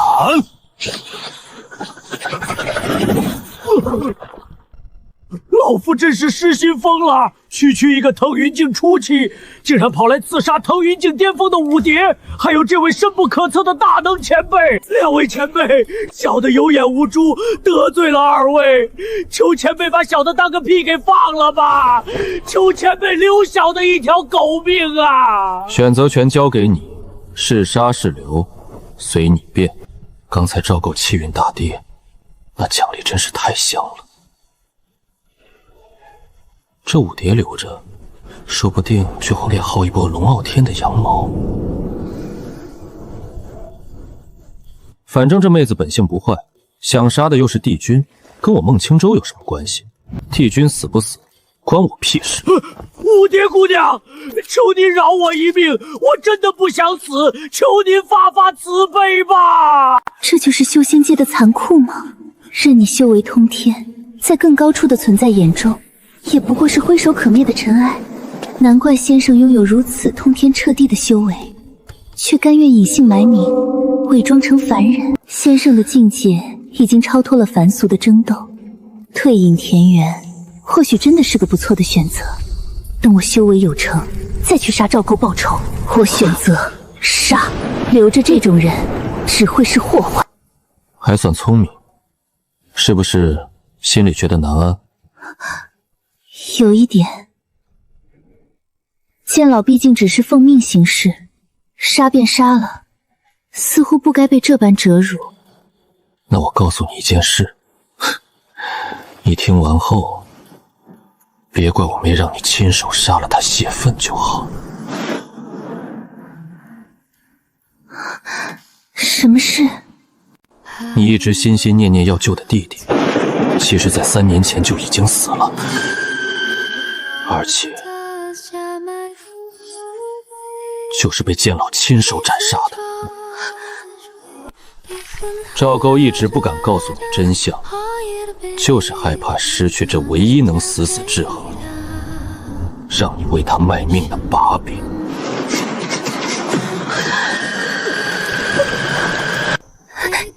先生，您刚才说什么？您是在开玩笑的吧？你没有听错，认清现实吧。我知道这很残忍，但要打破你的侥幸心理，就必须狠狠揭开这血淋淋的真相。你也亲眼看见了，我能回溯时间，一剑斩断过去；我能推演天机，3言2语定人生死。我没有骗你的必要，也有那个能力窥见一切被掩盖的真相。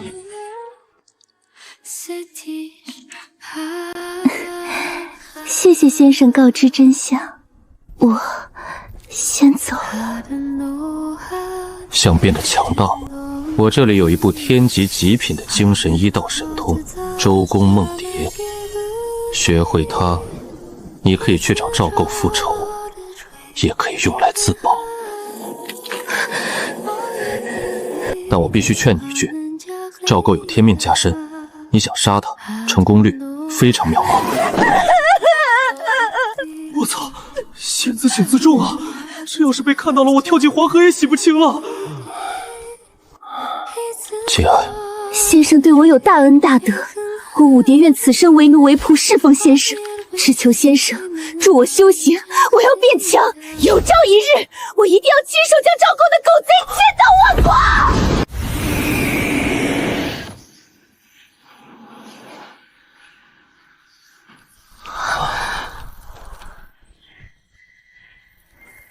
朕没有打扰你们的好事吧？陛下放心，在这京城地界，贼人翻不出什么浪花。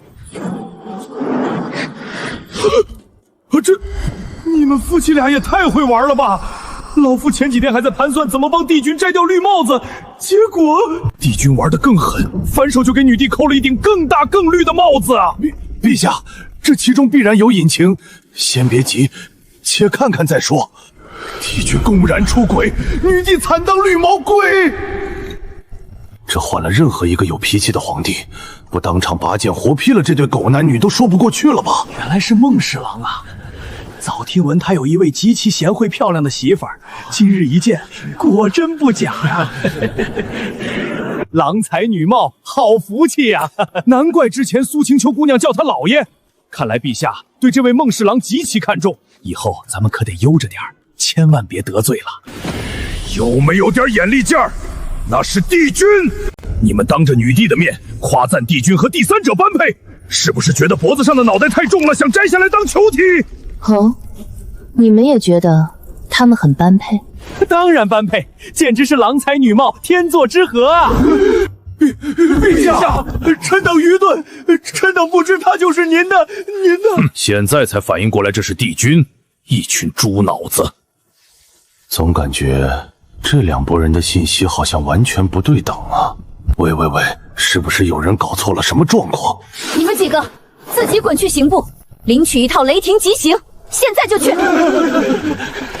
雷霆极刑算啥？女帝陛下真的包养了小白脸，实锤了！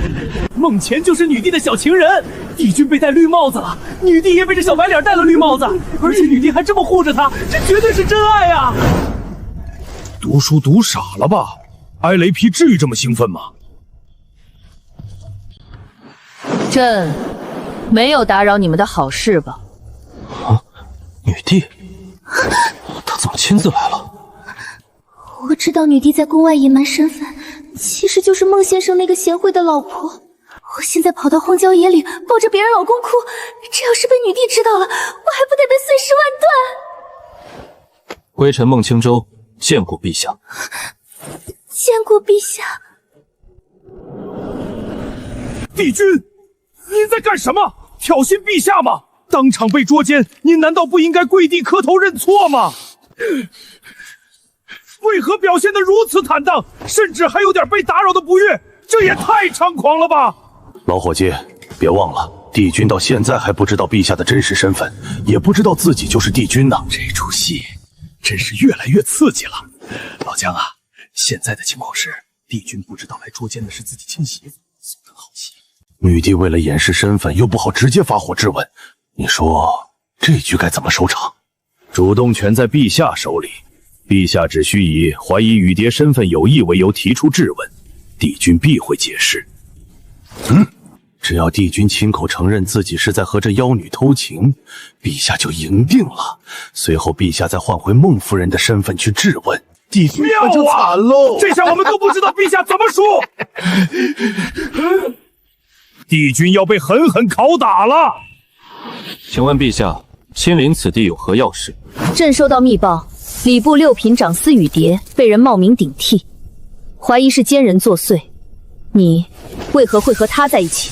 回禀陛下，这位姑娘的确不叫雨蝶，她曾是叛王赵玉言麾下的杀手，但她因为亲弟弟被要挟，才无奈听命。就在刚才，她突然得知弟弟早在3年前就被害死了，所以她幡然醒悟，一心复仇，想要扳倒赵玉央。故此，他特意带来了一份关于叛王的绝密情报，希望能将功折罪，帮倒陛下。虽然我知道先生是想保我的命，但我根本没什么绝密情报啊！赵沟藏身地7天一换，前2天刚换过，我哪知道他在哪儿？哦，是吗？说来听听。在说出情报之前，微臣恳请陛下答应一个条件。请陛下饶五蝶一命，臣愿收留他。你还想收留他？是。这可是龙傲天未来的超级外挂，既然送上门来，我当然要照单全收。失去这一大助力，赵构的气运值还不得跌成狗？先生，不行，朕绝不答应。若陛下不答应，臣就不说。臣提醒陛下一句，五蝶带来的情报是蜀王赵玉嫣此刻的确切藏身这点。孟秦，此言当真？千真万确。要说谁最想把赵玉嫣千刀万剐，除了女帝，就是老夫了。有了她的位置，老夫今晚就去活摘了她的狗头。陛下，大局为重啊！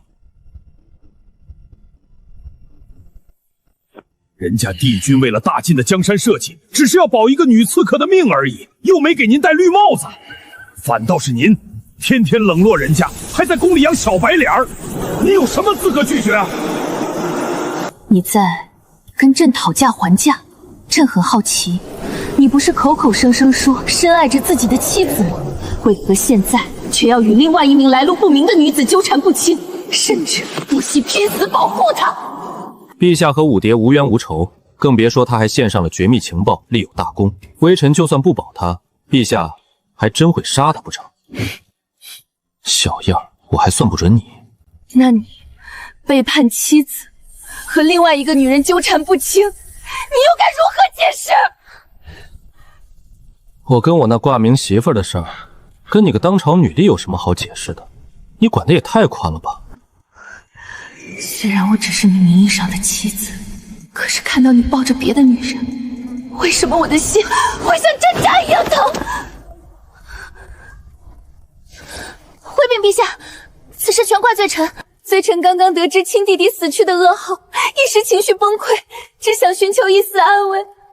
但我与孟先生清清白白，绝无半点逾矩之举。我这是怎么了？我堂堂女帝，竟然差点因为吃醋而乱了分寸，真是荒唐。朕知道了，允了。若情报属实，朕就答应你的要求，饶武蝶不死，让她成为你的丫鬟。微臣谢过陛下。另外，赶紧把真正的礼部六品长司雨蝶给换回来。是，真正的雨蝶没事，她只是陷入了幻境，被我藏起来了。这妖女的眼神怎么那么像要吃了她？朕是不是答应的太快了，又后悔了？蜀王赵玉嫣携领100万精锐大军，此刻正埋伏在藏仙山脉之中，剩下50万军队留守蜀地，防止有人切断他的资源补给线。这怎么可能？藏仙山脉毗邻大晋边境，那可是一处上古禁地呀！古往今来，无数大能进去寻宝都十死无生，那等绝境怎么可能藏得下100万大军？这便是赵玉言的枭雄气魄，常人不敢想的事，他偏要做。100万大军目标太大，他便花费数年时间，不计成本，亲自深入藏仙山脉开荒，最终硬生生在禁地中开辟出了一块足以容纳100万大军的绝密区域。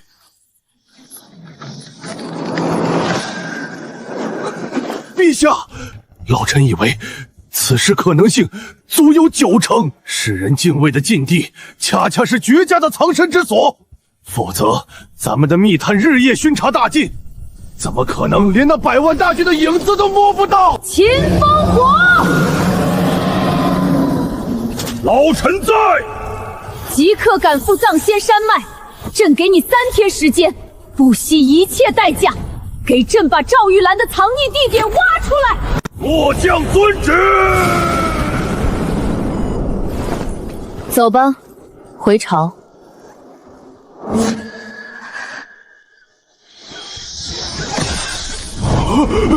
陛下当心！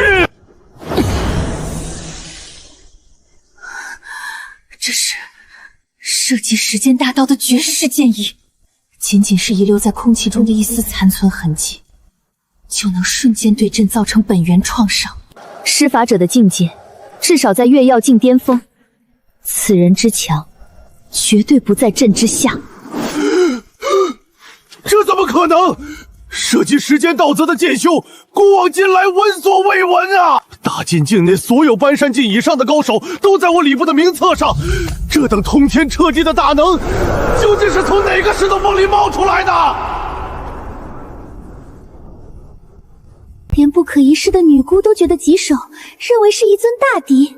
先生的强大远超我的想象，足以抗衡一国之君的无上剑圣，却偏偏低调、热心顾家，长得还这么俊朗。世界上怎么会有如此完美的男人啊？他唯一的缺点就是瞎了眼，但这反而成了他最的优点。毕竟，完美无瑕的生灵是神明，有缺陷的才能被称为人。青州，你刚才一直在此，可曾见过一位实力通天的剑修大能途经此处？回禀陛下，微臣没有看见。微臣只是一个毫无修为的瞎子。也对，朕问你作甚？天下烽火四起，赵玉贤拥兵谋反，现在又凭空冒出来一位不知名号的无名剑圣，这统一之路真是步步杀机啊！走吧，回宫，传令下去，全当没发现过这位无名剑圣，任何人不得声张。陛下不可！这等大能逗留在京城附近，就如同悬在头顶的利剑，恐有天大的祸患呀！必须追查！糊涂！这位无名剑圣既然不愿暴露身份，我们若擅自追查，必定会激怒于他，平白无故给大晋招惹一个越要境的死敌。你是嫌现在的麻烦还不够多吗？哼，确实，你敢追查，本剑圣今晚就半夜去敲你的闷棍，看你还调不调皮。听说了吗？今天清凉山被大军封锁了，据说是女帝跑去捉奸了。那个新晋的尚书侍郎孟琴，实锤是女帝的面宝，结果跑去自偷腥，被抓了个正着。你那消息都过时了，什么捉奸？明明是惊现了一位无名剑圣。切，无名剑圣，你扯淡吧！千真万确，有人亲眼看见，女帝从清凉山下来的时候，竟然有一缕头发变成了雪白色，那绝对是被无上剑气伤到的铁证啊！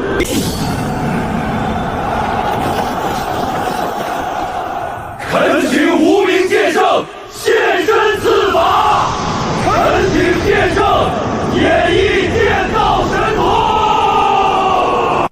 该死，这藏仙山脉真不是人待的地方。即便我走的是父王开辟的安全路线，这一路也是九死一生。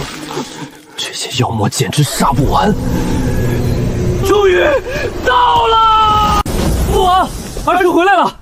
虽然过程有些波折，但好在结果不错。算算时间，剑老必定已经杀掉了那瞎子孟纯。这狗东西横刀夺爱抢了我的五蝶，还三番两次坏我大事。这么痛快的让他死了，真是便宜他了。等大晋覆灭，本世子定要搜罗天下，抽出他的三魂六魄，放进炼魂炉里，生生世折磨。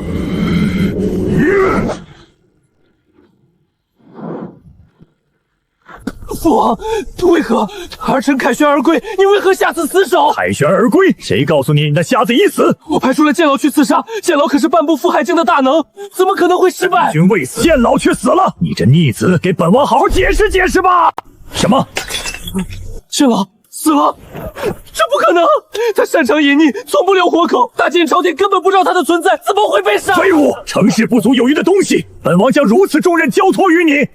你就是这么回报本王的！隐忍筹谋数载，一朝被你败尽，局势彻底逆转了，攻守一行了。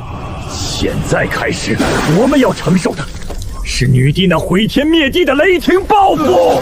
皇上，攻守一行了，我的谋反大计还没开始就结束了，为什么？贼老天，你不公啊！我感觉刚自己像被老天爷针对了一样，什么都没干，瞎子就指着我说我要造反，派五蝶去刺杀他反水，派剑老去剑杀死啊！皇上，不好了！事后观测到，大晋军队正朝着藏仙山脉疯狂聚拢，几十位半山境5个覆海境大能带队，主帅是诸国大军秦烽火。大晋军队会来藏仙山脉，还是秦烽火亲自挂帅？不会是来找我们的吧？不可能，我们在禁地深处，连江沧海那等智囊都不可能想到。都别慌，藏仙山脉易守难攻，就算他们来了，我们也无所畏惧。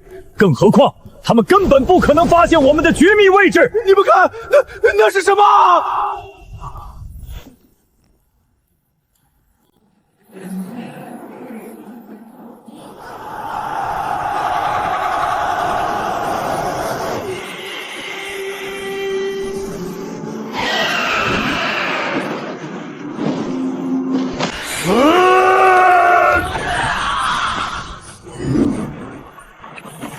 大晋皇朝柱国大将军秦烽火奉旨捉拿叛王，任何生灵胆敢阻挠，定斩不饶。宣读圣旨，禁区生灵，给老夫跪听！